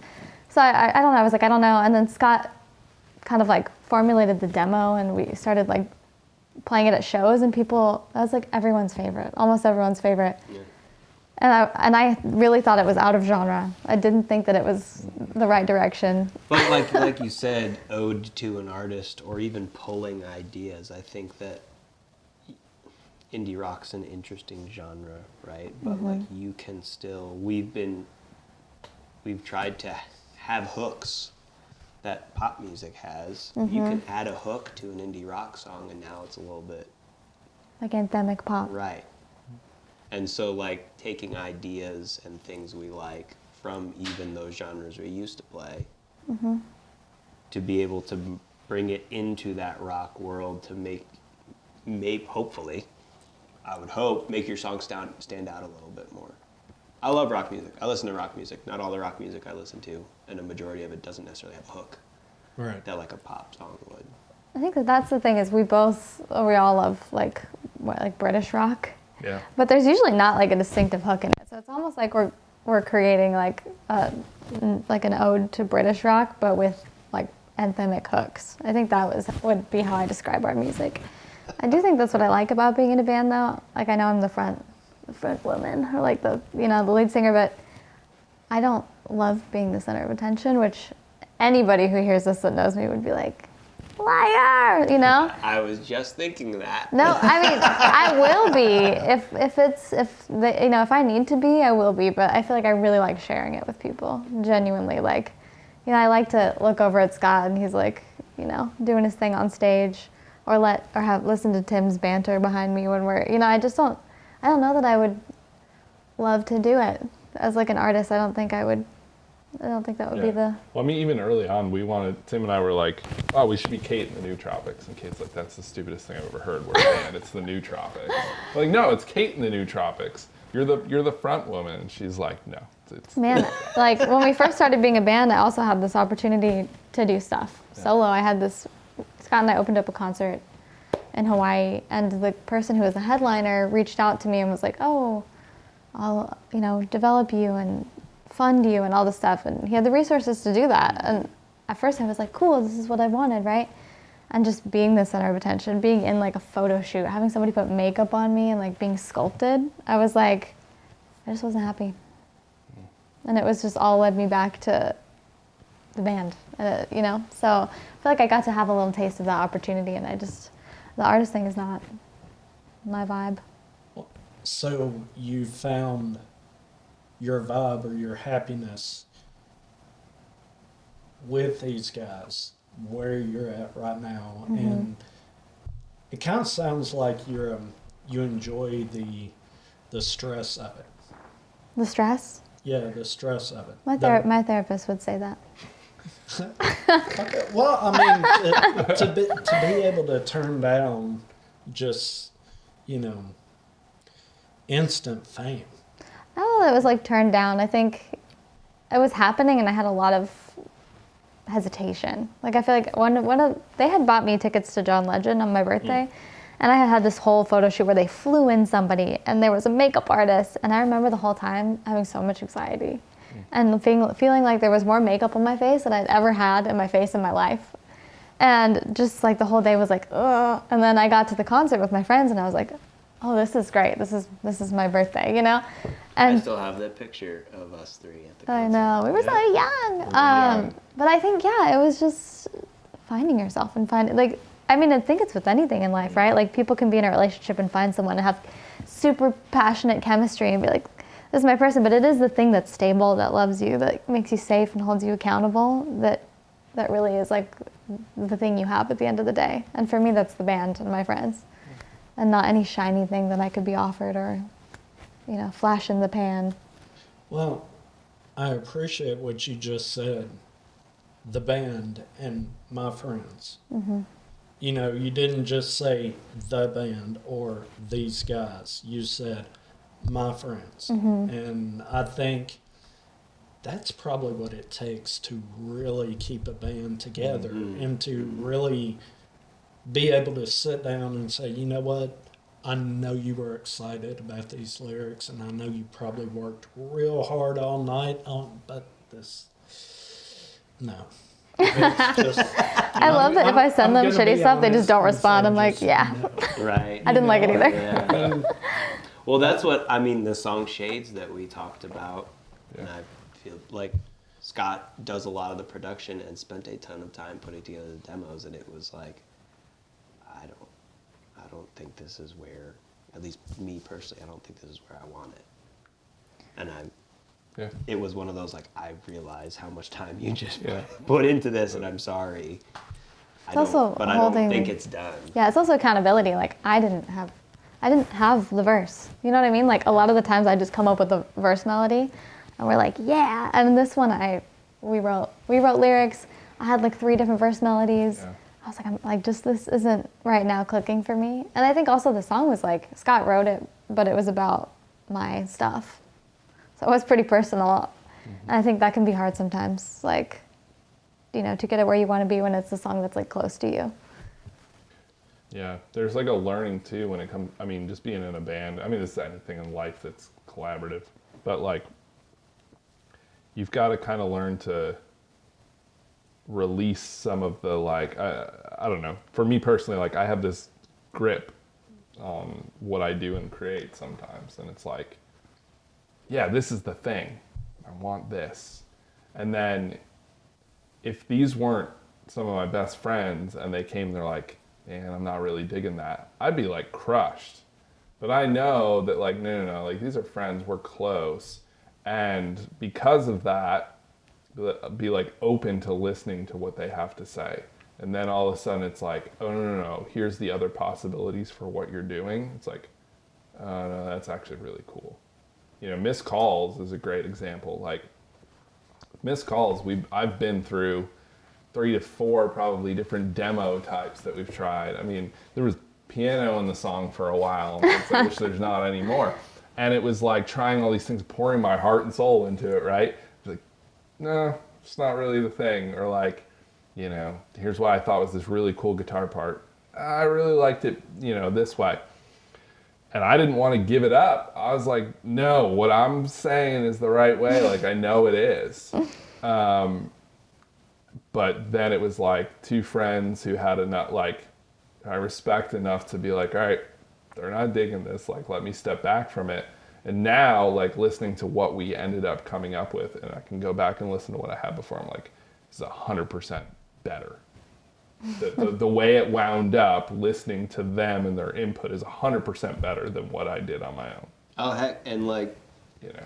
verse 2, you wrote the drum part for that. Mm. I had no idea what to do for that. Yeah. And so it's one of those, when you are friends, you can have those honest conversations. You can also, when you care about people, Yeah. cater how you communicate with them Yeah, as yeah. well. So like, you're not just going to be like, no, this Railroad is 'em, right. yeah. And so you care about the people, you also respect them as musicians too. So it was one of those like, Scott, what are like, I don't know, what are you hearing on this? And like, he's like, what if we did this? Love it. Absolutely loved it. It's what's on the song that's going to be released on the 18th. Like, so having that, also having different ideas when you respect the musicianship of other people,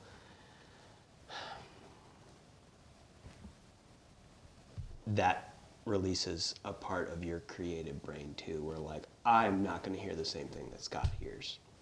Sometimes you all hear the same thing, too. Sometimes we all do. Like our but song there- Showboy? yes. Oh, yeah. I wrote the song, and the hook was like, you make everybody dance, but you make me cry about this. We got to talk about why you wrote that in a minute.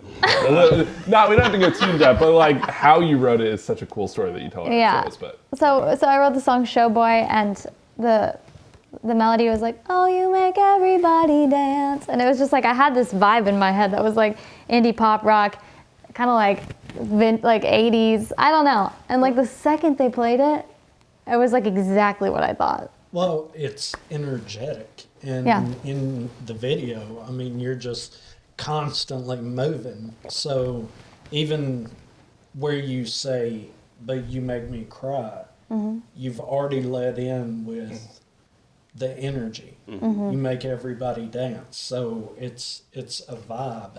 So you can look at the song and say, I can see the ups and the downs. But is this supposed to be a sad song? Right. But it's not a bring me down Yeah. sad song. This A lot of our songs. This is it's a sad song. Yeah. Right. But at the same time, You can shimmy. it's got a little energy to it. Oh, you so, make me cry. Yeah. So But also, like, that song, that's like our best, that's our, done the best on, yeah, that's the one that's done really done our well. best. Is that good grammar? Done the Done the No. best. No, done well. Yeah. It's done well on Spotify. I don't know. It was like our first single, and it Yeah. has our most streams. Yeah, it's funny Yeah, how that and works. it was so easy, you know. They're not all like that, but I gotta say That one was one that was easy. We all had the same.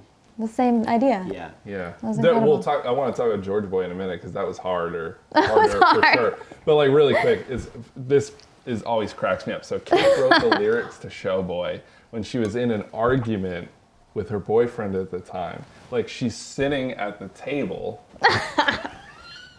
arguing with this guy, just like writing down these lyrics about him, and I'm like, that's the best thing ever. Like In the you know, moment. in the moment, I'm angry and I'm writing these lyrics. Yep. So that's great. Yeah. Does he get a little cut if the song goes big? well, we give him a little He bit. didn't like it at first, but he handled it with grace ultimately, Yeah. which is good. Yeah. I mean, and that song, I started writing it about that relationship, right? But really what it became was a song about people in the entertainment industry. Like, you date someone that has like power and status, and everybody, when they're on stage, everybody's like, look at that man on stage. He's amazing. He's talented. He's so hot. But they don't know what he's doing when he gets home. Like, maybe he's lying to his girlfriend. Like, maybe he gets home and he like is sweaty and like just eats like Kraft mac and cheese every night. Some of us get sweaty when we get home. Okay, drummers get sweaty all the time. Then one of our good friends, Stephanie, who like shows up to every show, and she's just like great.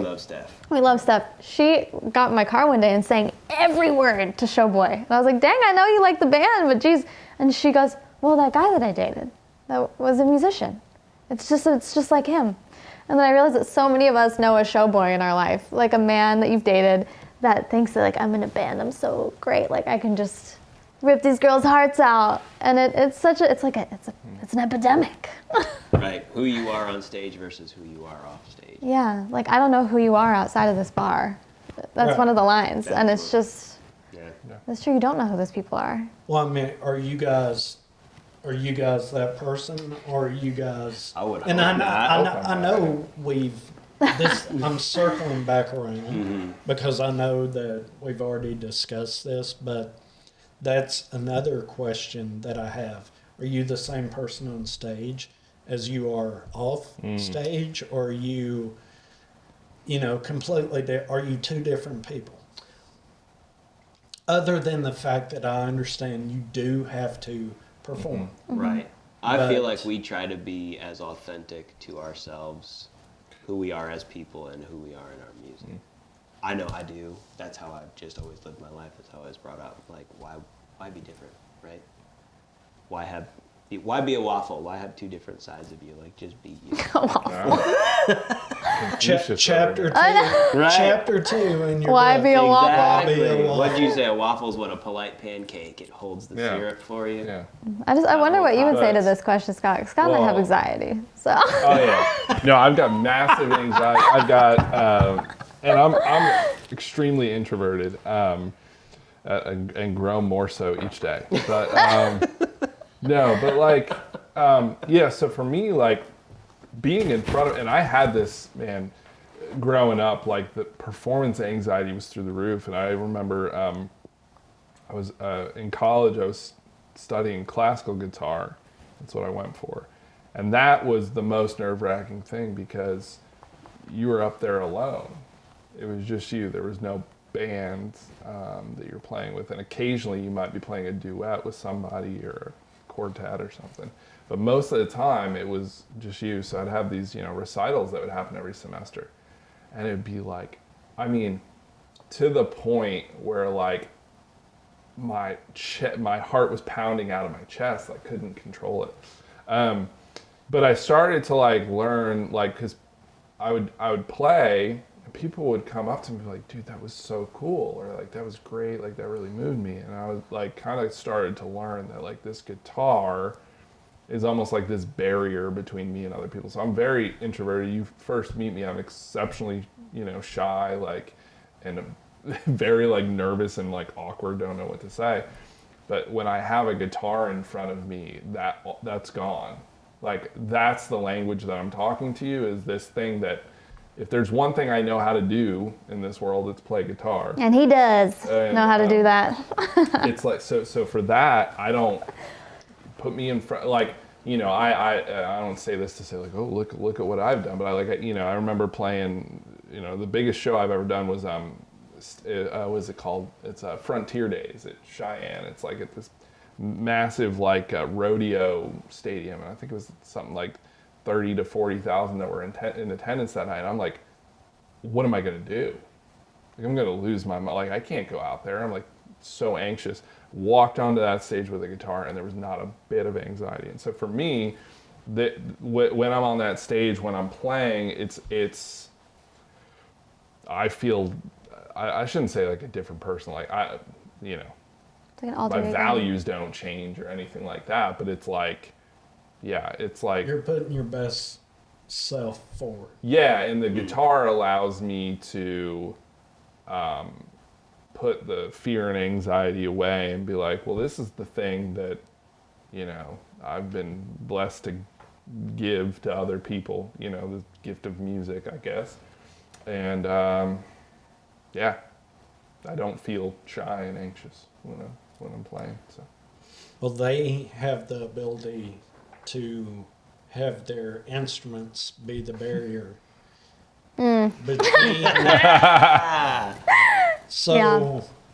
what's your barrier? Or are you an extrovert? Are you very? What do you guys think that I am? I think. Well, what do you think? Well, I don't. I feel like I'm so both. Like I feel like You can be both. I'm an. What do you say? Ambivert. Ambivert. I don't know. I love. Rambo. That's right. When she wears a bandana or I think you're an introvert. Yeah, I think truly deep down, I feel like I'm an introvert. You do well in public settings, but yeah, how you recharge is probably being alone. Yeah, you can take me Whereas, out like, and I'll talk to people. Yeah, so Tim's definitely an extrovert. Scott's, an introvert, and I don't know. But I do think I do tell people, like, yeah, I can turn it on. I don't think it's me being inauthentic. I've been performing, I was telling them in the car, I sang like a Lion King song at like 5 or something in the car with my dad, who was also a singer. And he was like, dang, girl, like, it was like the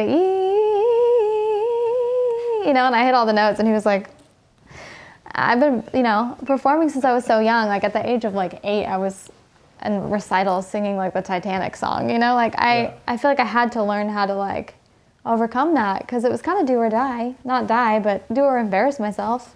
Like I was in front of all these people. I was like, how do I learn to show people that I can sing without just completely crumbling into a panic? And I did crumble into a panic a lot of times. In high school, I had to sing All I Want for Christmas by Mariah Carey, and my words, and I had just learned it, blew away into the wind, and I cried. I cried tears and ran off the stage in front of hundreds of people at this like tree lighting. It was like the most mortifying, and I was like, never doing that again. I've had so many moments like that. So yeah, for me, there's no barrier. Like I feel like I'm singing to people about heartbreak that I've had, or about these really intimate details about myself. And I guess I don't know how to answer that question, because I, to this day, don't really know how I do it sometimes. Sometimes I feel like Scott was just describing, like I feel like I can't do it or something, and I just do it anyways. Well, is it anxiety? Yeah. I mean, do you have stage fright? Mm-hmm. Yeah, I absolutely get stage fright. Nobody would ever guess that. I hear all the time, like, no, you don't. And I'm like, well, I must be a good actress then, because I do. I have a buddy back home, Rick. Shout out to Rick the Click, we would call him. Rick the Click. So on time, like, oh my gosh, so solid with metronome and insane drummer. And I was talking to him one time about just getting nervous. Like, there's this certain fill in a song. It's a signature fill. I want to make sure I do it. And he's like, man, you're a good drummer. Trust yourself. Take a deep breath and just have fun. And so a lot of times for me, like I will still get stage fright. I don't necessarily get like super anxious. But that will a little bit in me, and before every show, you'll see me, I'll take a big deep breath and be like, all right, trust what you know, trust what you learned, and just have fun with it. That's something super simple. And that's something that he told me that like, for the longest time in my playing career, had never really thought about. I would think of like, all right, we're getting to this song, here's the part. And I would start to tense up. And for a drummer, you tense up, you're not gonna be as loose, you're not gonna be able to do whatever you need to do. You can tell because when Tim plays, he's like... So like, deep breath and just trust what you can do. He's like, he asked me, he's like, can you do that fill at home when you're practicing? I'm like, I nail it every time. He's like, all right, you got it. Then why can't you do it on stage? It's the same thing with just people watching. Right. So that was, for me, that was huge of like, thank you, Rick. But like, thanks, Rick. I don't know you, but right. thanks. But like, just take a deep breath. Trust what you know. And like for you, having that barrier, but like you're a gifted guitar player, and clearly that's something that like, all right, I know I can do this, right? That's something you can rely on. gifted singer. All right, that's something I know I can rely on. Yeah, I guess you're right. I do. And I've told other people this that have walked up to me and say they're nervous. I'm like, this is what you do. You know how to do this. Just go up and do it. I do. Yeah, I lean on that. Like, obviously, I've been doing this since I was 6. Like, apparently, I know how to do this. So I'm just gonna go up and do it. Except when lyrics blow away in the wind. Oh, that was All I Want for Christmas by Mariah Carey. I could barely sing that, let alone the lyrics blew away. I was like, also like, what, 11 at that point? Oh, you mean you actually had papers in front of you? Oh, yeah. with it. My music I teacher. thought maybe you were just saying in your head. Oh, just, no, the physically. lyrics blew No, away. no, like 2 days before, my music teacher was like, oh, we're gonna have you sing this. That's like a very hard song to Oh sing. wow! Kind of dropped that on you. That was She dropped it on me. It was a big trauma. that was awful nice. Not to get into trauma. But yeah, then it blew away and I cried. So, and my daughter recently kind of panicked at her first ballet recital. She's 6. It was so sad and so cute at the same time. I told her that story and she was like, and I was like, yeah, it was horrifying. But I live to tell the tale and I'm telling you and I'm passing on wisdom to you. You're welcome. So. Wow. Okay. On that, let's jump into one more beer. So I guess at this point it's 3 beers with the band. But I would like for you guys to ask, or I would like to ask you guys, what would you tell someone who is suffering from anxiety in what they do? You don't have to drink. But I love that this is the question because I really do think so much of music.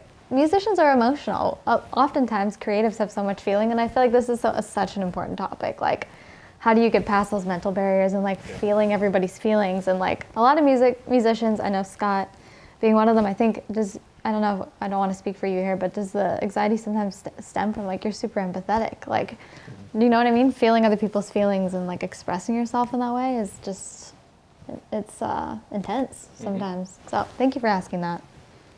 I'm very passionate about that. well, I Clearly. mean, it's something that I think is valid for any musician. Someone who simply just plays, and then someone who sings, plays, writes, produces, does everything. You know, I mean, it's what would you tell someone who comes to you and says, I don't know how to deal with this. And they're just throwing it in your lap and saying, I see you dealing with it. You tell me, you know, and now they're looking at you and all of a sudden you have to come up with that. You know, you've already figured it out for yourself, but you have to put it in words and convince that person that this is how you do it. You know, and that, you know, I'm sure everyone's been asked that. Maybe they have, maybe they haven't. I don't know. It seems like a logical progression or a logical question in an interview. Yeah. You know, but I'm asking just simply because I'm curious. Yeah, I feel like I'll let Scott lead off with it because I feel like you've made just insane progress in that area since I've known you. Yeah, there's like a sense, I mean, for me, the anxiety always came from was, I guess there's a whole nother level to this when there's being a band writing your own stuff. The initial performance anxiety, which is if I mess up, everybody sees that and they're gonna think I'm an idiot. Which I've messed up so many times and continue to mess up so many times, and I don't think I've ever had people think I'm an idiot from it. Maybe, and if you think I'm an idiot, it's cool. I've forgiven you. Right. But like, there's very few things that you can't recover from. Like, there's some of your favorite artists that just made horrible mistakes. It's like, How many national anthems have we heard? Oh, yeah. and it's forgotten the next day. Like, so I guess the first thing is it's like, it's not as bad as you think it will be if you make a mistake. So stop worrying about that. Then the second piece, now being in a band, writing our own music, is will people like the music that I'm putting out there? That's definitely a sense of anxiety. Like, I'm putting this out there in front of people. We put our heart and soul into it, and like, I'm afraid of people thinking it's not good or it's not cool or things like that. And I think a lot of when you start out as a band, most times the people coming to your shows are your friends too, right? And so if you're an encouraging friend, oh man, that was so good. Yeah. And so like, I appreciate that. At the same time, a little bit of you is kind of like, well, are they saying that because they're my friend? Or like, do they really think? And you have to corner them in the back and be like, what did you really think, Marissa? Right. Tell me what you think. Yeah. So like, there's that too. And we love and appreciate all of our friends that come, and we love and appreciate the encouragement. Continue to come because you're the only people that come. Just kidding. So what did Marissa say when you cornered her? This is actually so funny. This is coming up because I had this full mental breakdown like 2 weeks ago. Like, what if I'm the worst singer ever and nobody's told me? And I texted my cousin saying, if I was bad at singing, would you tell me? And she said, yeah, for sure. And I said, okay, well, am I? She goes, oh, I thought this was a bit. And I said, no. And she goes, no, you're not bad. WTF. But to this day, like, I've had so many like moments of just people being like, oh, you're good, or like votes of confidence. That doesn't mean you won't have an off week and think like, wow, am I being embarrassing, or like, has it been a lie this whole time? I think what I would tell people is that it's a journey, and you kind of like, you're given your own personal strengths and skills that you have. For me personally, I struggle with self-doubt and I struggle with anxiety, and that's just something that I know about myself.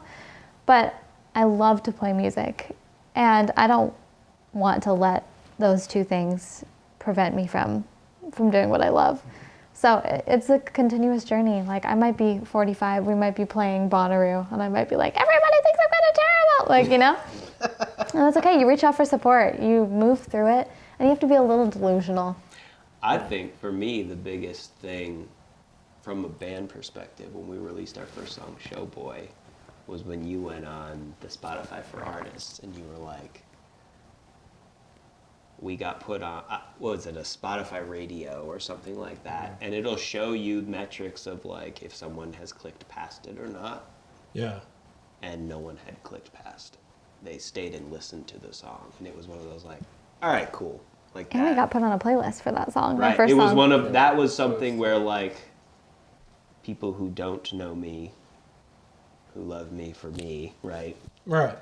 That was the encouragement I kind of needed of like, okay, cool. Other people who have zero vested interest in who I am, someone who's just listening passively even, they're not like, oh man, what is this crap and hitting next? Like, they stayed and listened to the whole song. That was super encouraging to me. You can get caught up in some of those metrics sometimes, and that's where trying to find that balance. But that was something very simple and early on that was like, okay, cool, people like this. Mm-hmm.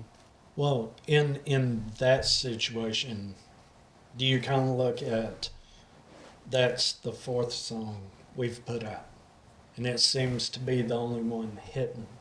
So do we need to adjust other songs to that song, or do you say, you know what, we did well with that one, this song is finished, we're not changing anything, we're putting this song out as it is, it either hits or it misses, and then we'll go to the next one.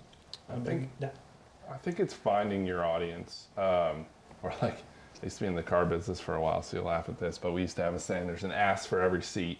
So every car that comes, there's somebody that would buy that wants that should car. Be our Instagram bio. There's an ass for every seat. Chapter 3. Yeah, right? We're writing this book. Guys, we wrote a whole book on this podcast. We have a cookbook too, be real. Yeah. But what I mean is like, there's people who want to hear what you're doing. And there was like, I was listening to a podcast. I don't know the podcast, but I know the guest was Chris Robinson, the singer from Black Crowes. And he was talking about, the guy was asking him like, hey, you guys kind of, did your own thing and you weren't necessarily following any trends or whatever, and you did really well for yourself. And, what do you think? They even, early in their career, they were on the tour with Aerosmith. Yeah. And they got kicked off because I think it was like Budweiser, Bud Light or something that was the sponsor, and they like went out there and just like trashed them, when they got up on stage. Which, to be fair, it's a rock and roll show, so I mean, like, that's kind of what you want from a rock and roll band is that unhinged thing. But anyways, I say that to say, like, Chris Robinson was like, listen, you just got to find your people, like, and this is really fitting here. All right, so the vast majority of the world wants to drink Budweiser and Miller Lite. But there are people that want to go to craft breweries. Find the people that want to go to craft breweries in music. Like, the idea being is like, there are people that will go to these craft breweries and they will buy that beer, and that's the entire business. You just need to find the fans of your music that are like that. Sure, there's the people that are going to listen to just the top of the top. And I don't mean to like say that like any artist is like horrible or whatever, but like, yeah, there might be some people that this is kind of like the Budweiser or the Bud Light of the world, and that's what they're listening to. You just got to find the people who are into that, your music, the craft brewery of music, and you find those people, they're gonna support you. They're gonna come out and watch. They're gonna go to the brewery. You know what I'm saying? Well, that's kind of why I brought these two things together, craft beer and indie music, because craft beer in music, indie music, or just music in general, it's like this beer is a Czech style Pils, all right? Well, how many different breweries out there have their version of this beer? Yeah. Right. But their version is going to taste just a little different than this version. Yeah. But like you say, their tap room is going to be full of fans of their version of that beer, where you might not like their version, but you like that style of beer, so you're going to go find your own style. For example, this is Smith & Lentz. It's a Czech style Pils, and I thought we might as well, since we're here, go ahead and give it a shot. And like you say, I'll have a little tiny bit. maybe you'll like the beer, maybe you won't. But, you may become a fan, you may not.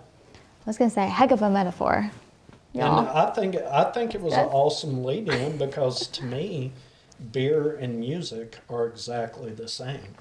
For you to be Intoxicating. considered a rock band, Whoa. you have to put certain elements in the music, but you can twist those elements to fit your individual style. Where beer is just a canvas, open canvas. You can say, I'm going to create an IPA, so it has to have certain stylings to be considered an IPA, but you're going to put your own twist on it. Yep. Which music and beer, to me, are the same thing. That sounds like a country song to me. Well, Music and beer are the same thing. why don't you write this song? I mean, you can do it. One of our songs starts out with Irish bar, American beer. Right. So, I mean, you have a new song in the making right here, right now. Right. It's so hard to sing about beer if you're not a country artist, I can do a fake twang, but everybody knows it's fake. All I want to be is in the video.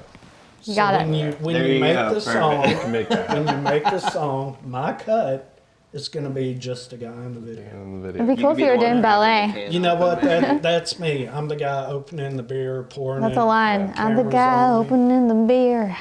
See, you're writing this song right now. Again, I'm going to be in the video. That's my I'll cut. get a voice memo later of Yeah. her. We'll see where. Oh, she's dear at. heavens. Where is she shopping? Where she wound up. Fresh Market, number 86. Exactly. I'll be the guy that's going by you with a shopping cart. There you pulling go. up. Yeah, that's it. Right.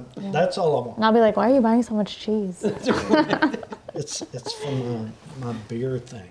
Beer and cheese. I mean, come on. Right. Just go. I had All right, so Oh This yeah. smells Well- hoppier, but I don't know if it actually I don't is. think it tastes haven't hoppy. I haven't tasted it yet. it's It's giving tea.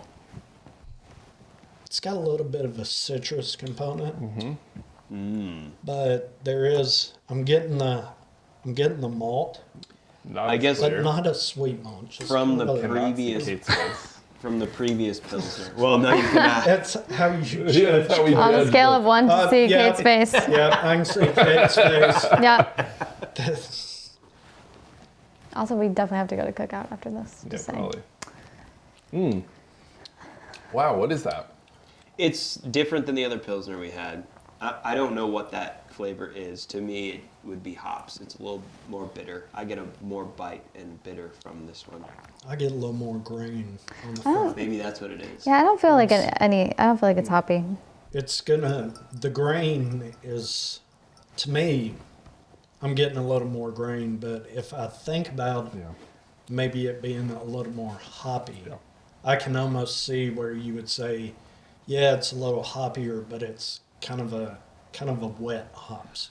So, Maybe. and that's what I guess I don't know, and that could be why. It could, I probably don't know the difference between. Well, I know the difference between hops and grains. or Let me clarify. But when it's something subtle like this, well, in my mind, that quick bitter would be like, oh yeah, that's the hops part. I'm not a huge IPA guy. I just really like their I don't logo. like that, but Shouts. the grains. Now that you say that, I think that's. well, that's what I get. Confused about you that. know, I'm a little confused about the N. I like it though. I see what you did. Yeah. Why are you confused? About So, It's under that ampersand. so you like Oh, the no, that's a Z. What? Lentz. Smith and Smith Lentz. and Lentz. Okay, see, I see that it's a Z now, but does it not look like an N to you on its side? Well, well, that's kind of their thing. I like it, guys. I love your logo. Don't come for me. it's a backwards. it's a backwards Z, right? No, it's totally a Z. Yeah. Yeah. I like it. I like the typeface. We're learning how to read here. Well, no. I mean, it just sometimes certain breweries will stick with a certain style of label because they're more focused on I the think beer it's really cute. Of all the labels I've seen today, than it's the really label. cute. It's But really cute. some breweries, every beer they put out, It's a the different, whole label different. is completely different. Yeah. You know, and there was a beer I was drinking several years ago from Untitled Arts, and every label was an actual art piece that someone had done, that they just made that their label and were able to wrap it all around the can. That's cool. Interesting. And- We've got an artist, not just her daughter. Oh, my daughter. Her daughter. If you go to our Etsy page where you find this, you will also find Blob Heart. Okay, and what's your Etsy page again? It's Wise Guy Retail. We have our band merch on there too. You gotta see. Wise Guy Retail. Okay. How's So that? you will also, I can be louder. amongst this, you will also find that, and it is, Oh, my Y'all, I daughter think wants to I be our was- graphic designer. yes, I think I was She's 6. gone, y'all got together, and you were like, hey, draw stuff that you think goes with whatever song. To be honest, I was just trying to entertain her because we were trying to get stuff Yeah. done, and I was like, "Draw some stuff for us, honey. Like, let us write the song." And it's been incredible. Absolutely she's so incredible. good. She also has Yeah. named a few of our songs, like the song Shades. She named She it. heard it, the demo, like the voice recording. She's like, Shades. And the word "shades" is not in the song. But Shades fits exactly what the song is about. It's incredible. Yeah.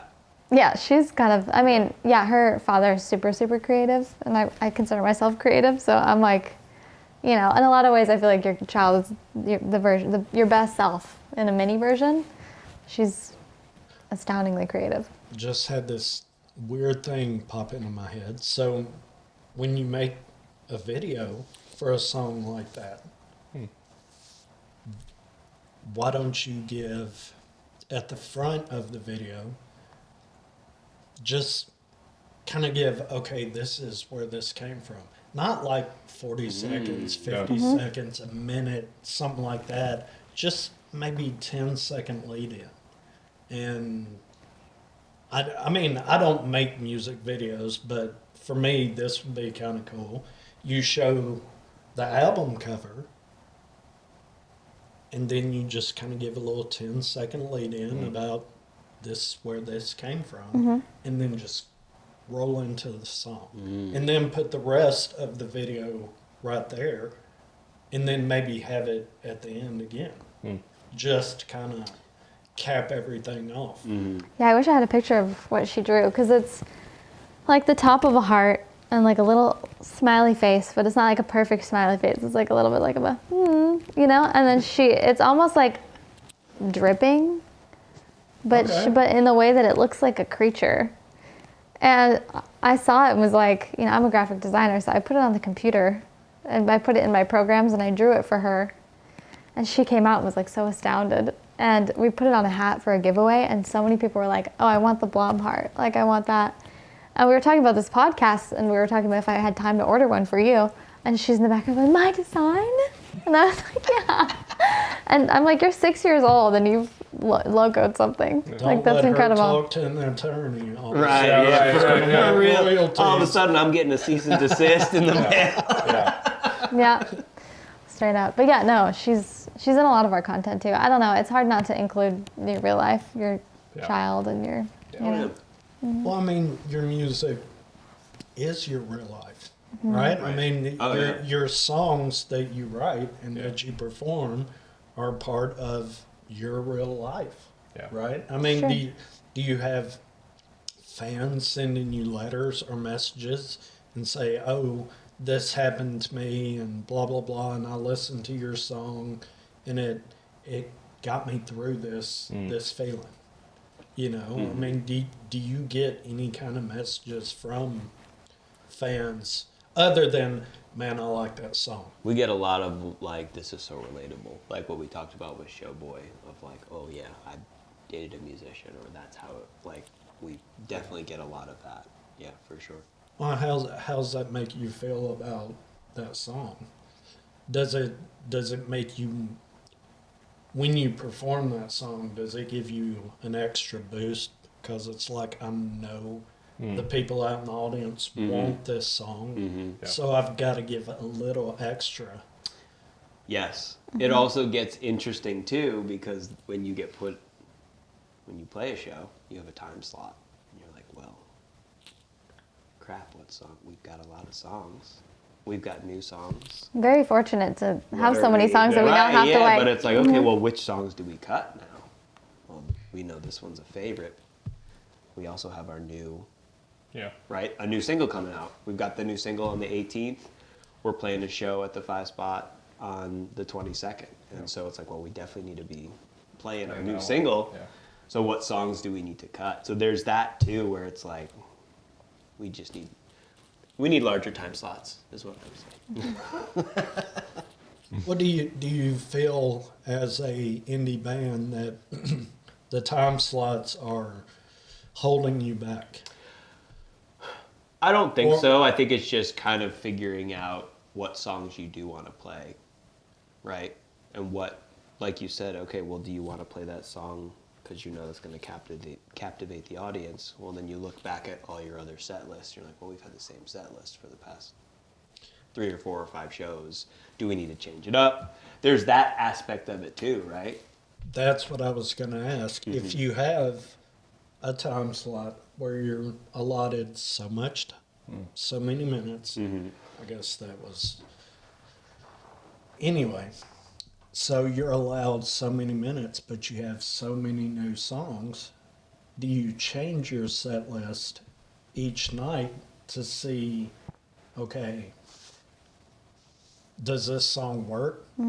Are people going to the bathroom, going to the bar during this song? Right. Or is everybody looking? And then once you've done that, you just start putting songs together saying, we're getting more attention from these 10 songs, where these 10 songs was just seemed like the audience kind of took it as filler. Right. And then maybe you make your next album these 10 songs, or let's try these 10 songs for 3 or 4 shows straight and see what that. I mean, where We for sure try out. We try to do a new song at a show just to see how that resonates. And because we're usually excited about it. Right, that too. Yeah, it helps when you're excited about your own music. right. And so we do that. We will then recap afterwards. Be like, here, what feedback have we gotten Right. Yeah. from the songs? That we're planning this year. I think we were thinking August timeframe of releasing an EP, and the songs on those EP, the songs that will be on the EP, we've picked from the songs we've played live and based on the feedback we've Right. We're like, okay, these are the ones that people have really liked, and they haven't even been the full produced version of it yet. Right? It's just whatever we wrote it. Hey, let's play it and let's see how that resonates. And so taking that feedback caters to kind of what we do set list wise, but also how we plan for our releases as well. It's hard because sometimes you really fall in love with a song. Like Tim and I were just like enamored with the song that Scott wrote, Street Parking. But I think the thing with Street Parking is it doesn't really fit in like one particular genre. It's definitely kind of like an offshoot, which is what we love about it so much. Yeah. And like I find that sometimes we cut it out of sets, which I don't know why, because it's so fun. We should It is a put very fun song. It's such a fun It was our song. like summer anthem song. Yeah, it's so Yeah. good. Yeah, but because it's kind of like new, you know, I feel like that happens. Scott's writing and I think music style is innovative, you know, where I sometimes get into that like little pop sector, little bubble and stay there. So yeah, I feel like it's easy to weed something out because you're like, oh, you know, I don't know how people feel about it yet. But then it's like our favorite song. So we're like, same with my song that I wrote before the band got back together, that we eventually made into a band song called Georgia Boy. It was all of our favorites. We were like, this song is gonna slay it. We literally worked so hard for the release. Just kind of was whatever. When it got on Spotify, you know, Showboy just was like, shoo. Yeah. So it's hard when you get emotionally attached to songs too. And then you kind of have to go also with what the crowd wants, but then you are madly in love with the song, you know, so it's a whole thing. It's a whole formula. It's kind of hard to force a song on a crowd. Yes. And I think sometimes you, especially if you follow a band, you can see, okay, they're trying to convince us this is a good song. But it's not. I mean, it's okay. Right. But it could be better. Yeah. But who am I to tell them it's not a bad song. It's just not a good song. Yeah. Because I don't think there is a bad song. Maybe it's just a song I don't understand. Or maybe it's just a song I don't necessarily appreciate the style of music. But there's no bad song. I love that. Because whoever has put their heart and soul into that song, that means something to them. That's Oh, right. their Yeah. art. Yep. I can't play music. I can't sing. So who am I to critique someone who can? And there's art's subjective, right? Exactly. I went to college I got a science degree, right? I have my degree in mechanical engineering. Nerd. Yeah. I built us our tracks right. Smarty pants. But I had a friend who, he was from Nepal. He was an exchange student. Great friend. He would come over for holidays. We'd have Thanksgiving and Christmas with him and stuff. But in that part of the world, they sing in the semitones, which is nothing that Western culture does. And so there's also. Can you demonstrate that for us? I cannot. Tim Nice try. Tim sings in some of our stuff too, by the way. I do not. You Or no, do. it's not semitones, quarter tone. I think it's quarter tones that they sing in. It was, and the way he sings, and I was like, bro, you gotta sing some of this for me. Like, I need to hear this. And was uncomfortable to hurts. me. It was uncomfortable, but it's because of what my ear had been used to hear. All I had ever heard was westernized music. It's Friday, Friday.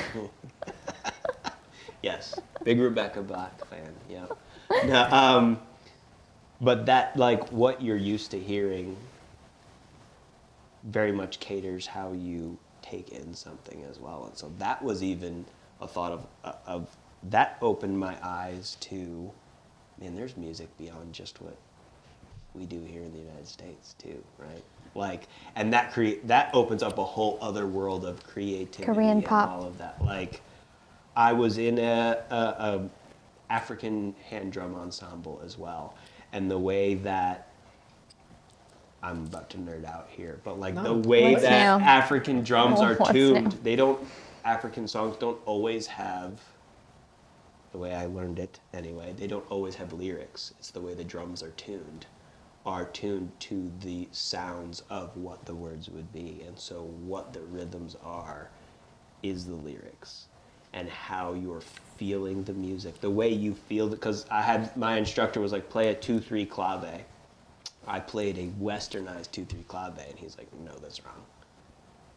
And I was like, I beg to differ. Like, this is what I took private lessons, this is what it is. And he's like, no, you're feeling it wrong. And the way that a clave, which is like the backbeat of that type of music, the way the clave is felt is different. Like, in Africa, you would feel it, not necessarily count it. And so that opened up a whole other world, right, of like, whoa, the way I view music is very limited.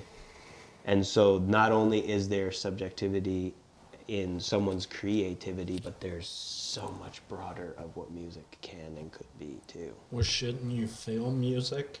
I mean, Right.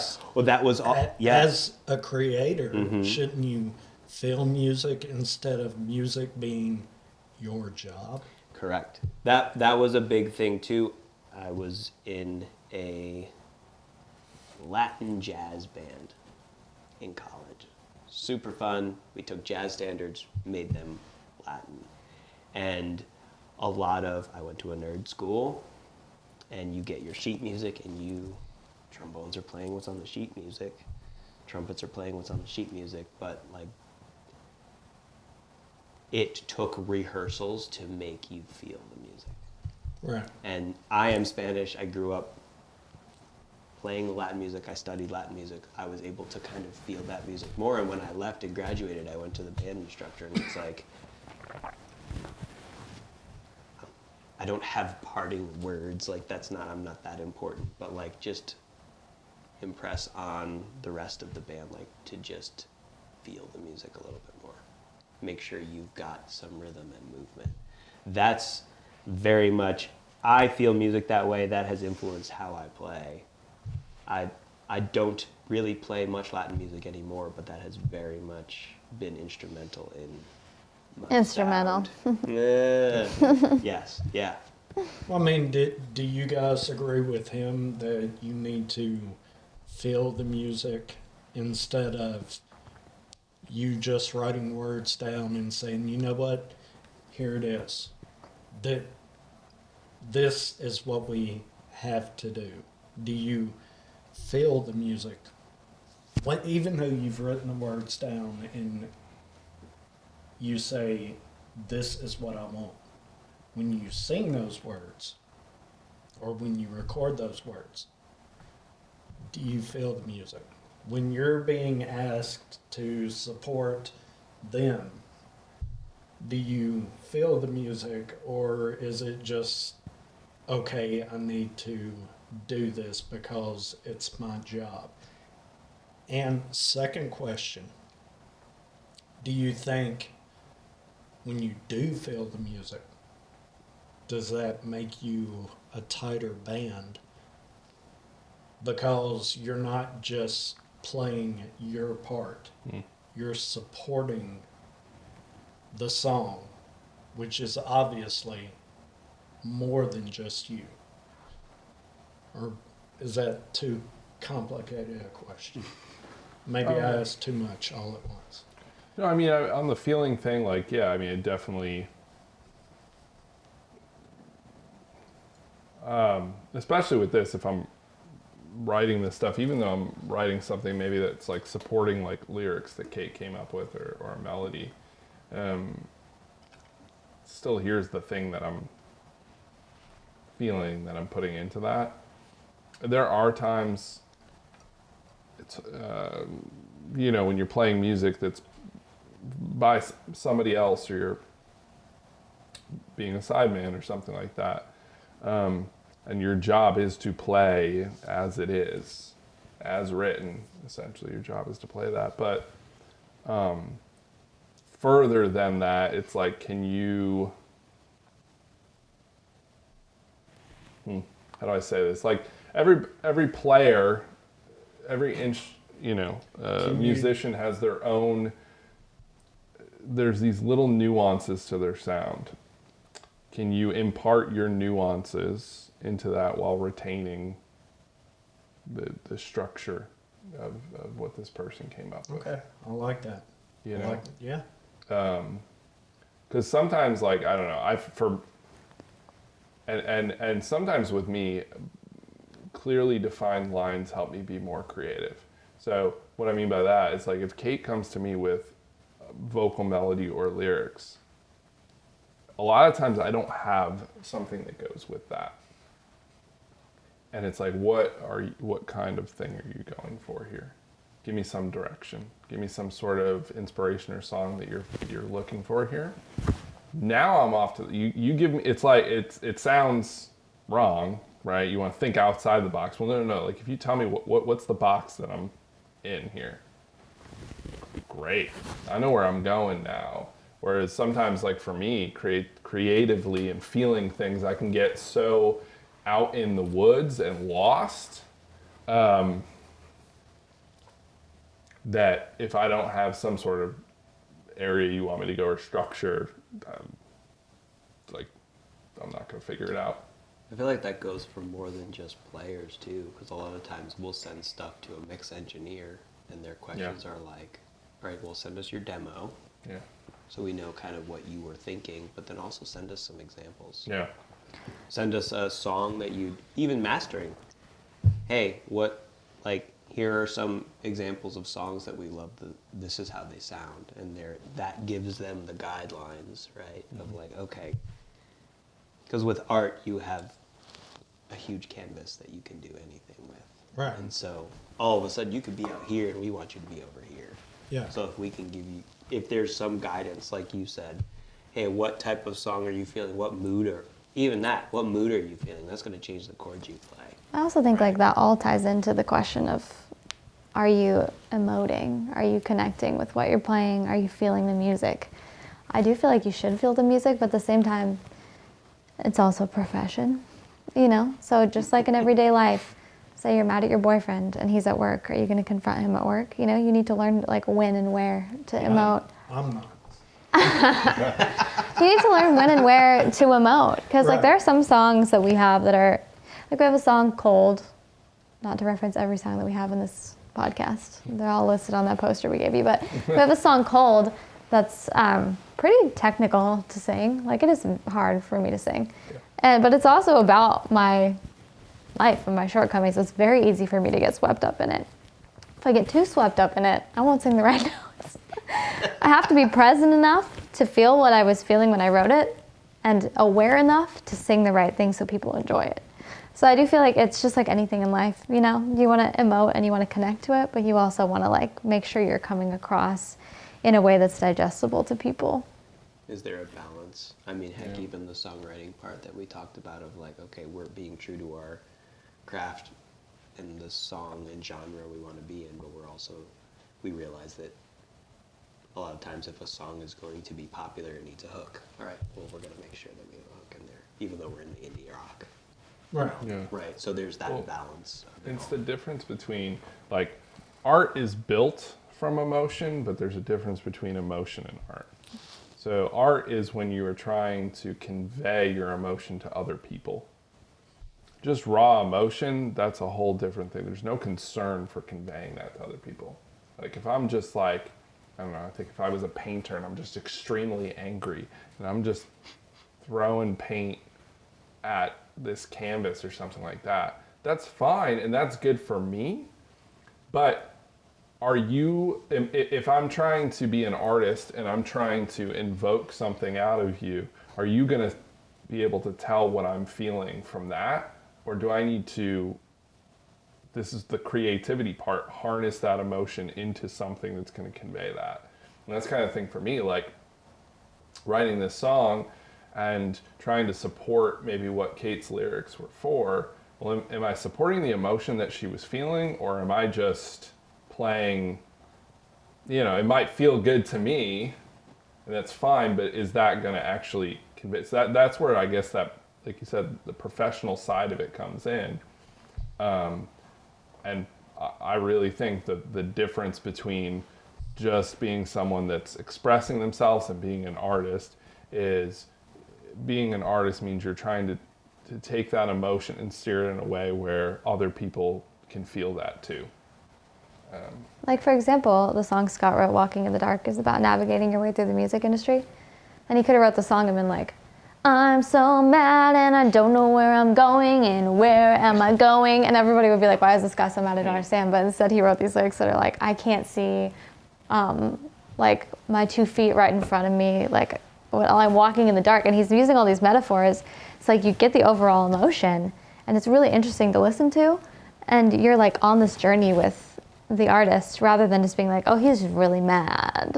Like he's saying all these mad things, Yeah, the difference between art and emotion. I love that. It's so valid. So when I listen to that song, do I know that it's about the music industry, or are you saying, you should, if this song resonates with you, you need to apply this song to your point of view, whatever you have going on in your life. Maybe I'm speaking to you through this song, even though I wrote it about this issue, that me as a consumer, I don't play, I don't sing, I'm not in the business. So if you say this is about the way I feel about the music industry, well, I'm going to see that and say, you know what, okay, I can see your point of view, but I don't care because I'm not in the music industry. But you leave that part out. And I kind of have to figure out, what's that song mean? So now you've gotten in my brain over here, and it's like, oh, I like that song. I need to apply it to something. So now I'm going to dwell on that song a little bit longer. Yeah. And then apply it to my own life in some form or fashion. I think That's the beauty. That's what we talked about, like maturing as a band and how we write those metaphors. We know it's about the music industry, but it's so applicable to anyone's journey, and like I'm working towards this goal, or I'm trying, and I don't know if like you make it there and you're like, I don't know if this is quite what I thought it was gonna be. Right? So there's that very relatable aspect. Whereas like Showboy is clearly about someone in the entertainment industry, where this one can be applied to. So it would not be hard for someone to take that, who's not in the music industry, for someone to take Walking in the Dark and be like, oh man, this applies to XYZ, the career I thought I wanted, or something like that. Or a situation that I'm dealing with on a personal level. Exactly. Yep. So that's, I feel like that's how, circling way back to how our writing has maybe changed, something more clever and intentional with the words chosen, metaphors chosen, things like that. So as you grow as a band, is it easier to write in metaphors, or is it something that, I'm not going to say you struggle with, but something that you say, we have got to get back to this because this is what the consumer wants. Or you've been around long enough and written enough to say, here it is, let them figure it out for themselves. I think it's a great part about being in a band. Like, I write songs that are super pointed. Like, I'm always trying to get more to the metaphor side. But I'm always like, this is how I'm feeling. You know, and I leave enough space for it to be like a broad concept. But generally, there's like a lot of detail in there. You might be offended if you've dated me and you hear one of my songs. I'm sorry. It's real. But yeah, and then Scott writes these like really cool metaphor songs. So I don't know. I think you can do both. I also think that as a consumer, I think part of being a consumer and the fun of being a consumer is going on that journey on your own too, right? Well, I mean, you're a musician, but you're also a consumer Right. of other people's music. So you take their music and apply it to your life. Mm-hmm. I mean, it's the same thing, but maybe I don't approach it as, what's the word I'm looking for? You'll pick it apart a little bit more because you're a musician. Mm-hmm. So you approach it from a musician's standpoint, where I just approach it as, here it is, black and white. So I need to apply it to my life. Mm-hmm. Or, you know what? It's pretty cool. I'll just listen to it. It's background noise. Right. Oh, I hear this song come on. I've heard it 100 times. What does that song say to you, Ron? I don't know. It's kind of cool. You know, when I'm driving, I can shake my head. Right. Do you like it? Yeah, I like it. What does it say to you? I don't know. Mm-hmm. I just... That's part of the journey and beauty of music, right? Exactly. Yeah. All right. I was gonna say, it's been fun. All right. Well, no, before we wrap up, since obviously we've run out of beer, I have a question that I want to ask you guys individually. And if someone wants to answer for the band, that's fine. But what are 3 questions you guys have never been asked that you would like to be asked? And what are the answers to those questions? I think one of them you asked, which was just like acknowledging the fact that most musicians are highly sensitive people. That's how we're able to explain to you how we're feeling. And that also results in, you know, other things like anxiety, fear, and other emotions that revolve around being sensitive. And so I just think that I was excited that you asked, and I think more people should ask about how that plays into your experience in the professional world and how you navigate being sensitive, you know, having anxiety, just mental health related things in the space, because it's present and it's a thing, and I think a lot more people struggle with it than it's talked about. I agree with that. I think we also touched on it a little bit too, but like how to approach even the beast that the music industry is. And we talked about kind of like being intentional about what we do and what we spend our time and our money on. You only have so much bandwidth, right? And No pun intended. Right. Bandwidth. Yeah.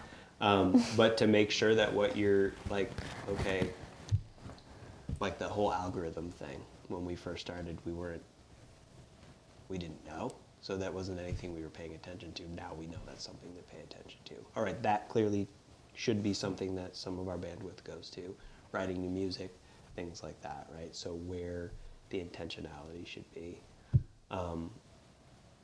And that's not to say that we know what we're doing either, right? We're all trying to figure it out, but we're at least being intentional. And so like, that's a huge part of it all. It's just the intentionality of it. So. Well, I agree with that. I mean, that's each and every person. You know, you're just trying to figure it out every day, all of your life. And I'm just trying to figure it out. Straight up. I mean, honestly, Right? just, Yeah. But are you? Yeah.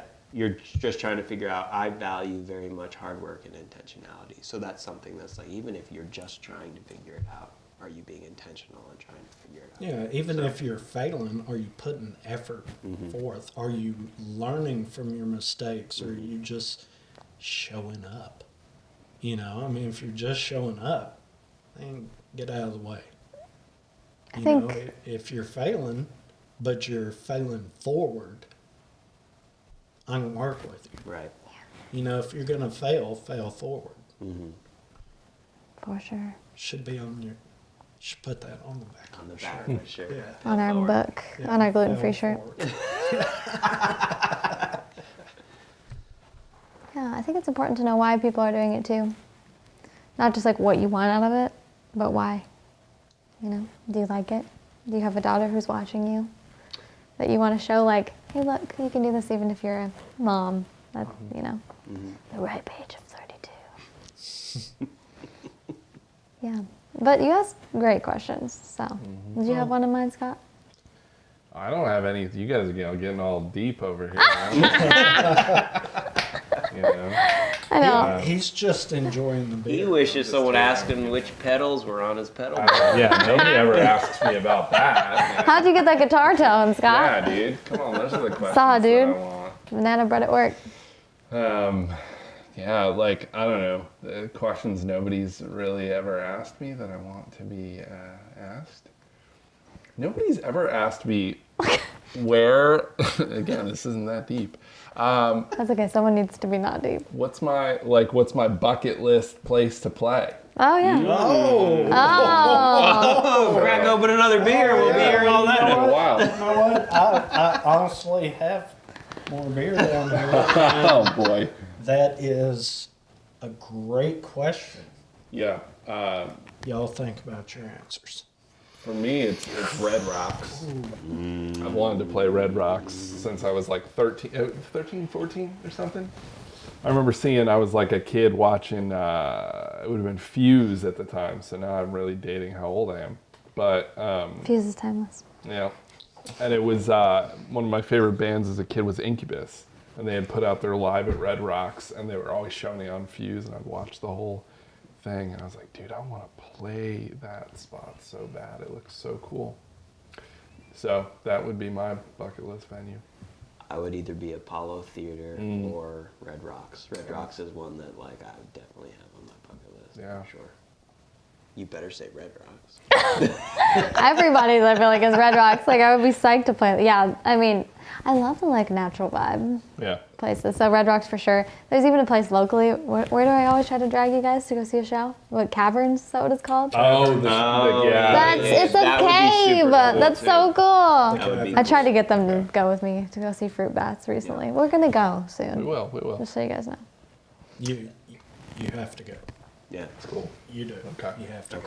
go. All right. Nice mention, by the way. I know. That was a great question. I'm over here talking about mental health. Yeah, I know, get real deep on When this. do we not talk about that?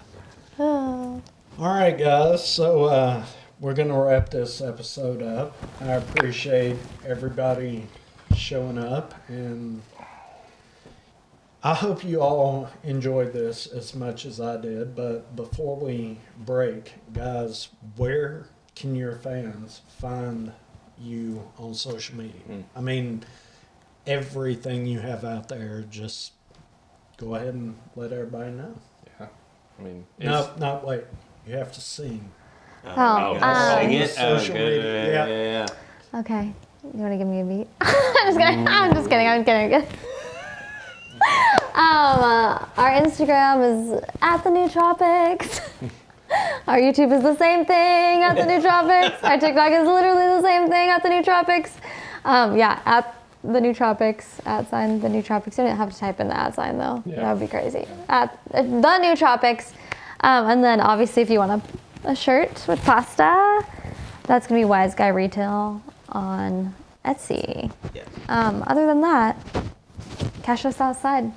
How about that? Spotify, Apple Music, all the Yep. streaming platforms. Oh yeah, we too. also we stream Yeah, music too. songs. That's We got what a new do. song coming out on the 18th. Missed calls on my phone. And then we'll be, we've got a live show at the 5 Spot on the 22nd of February. And we're planning a show for April-ish, May, actually with Shani and the Eastmen, who I think you had on here. Yes. Right there. Right Yeah. there. Right So I there. was super excited to play with them, another Yeah. female-fronted band. Yeah. We went and saw them at the basement. They're great. It should be fun, and off camera, I'm gonna need that information again. So, Of course. all right, guys. All right. Hope you enjoyed this episode, and we'll catch you next time. Awesome. All right.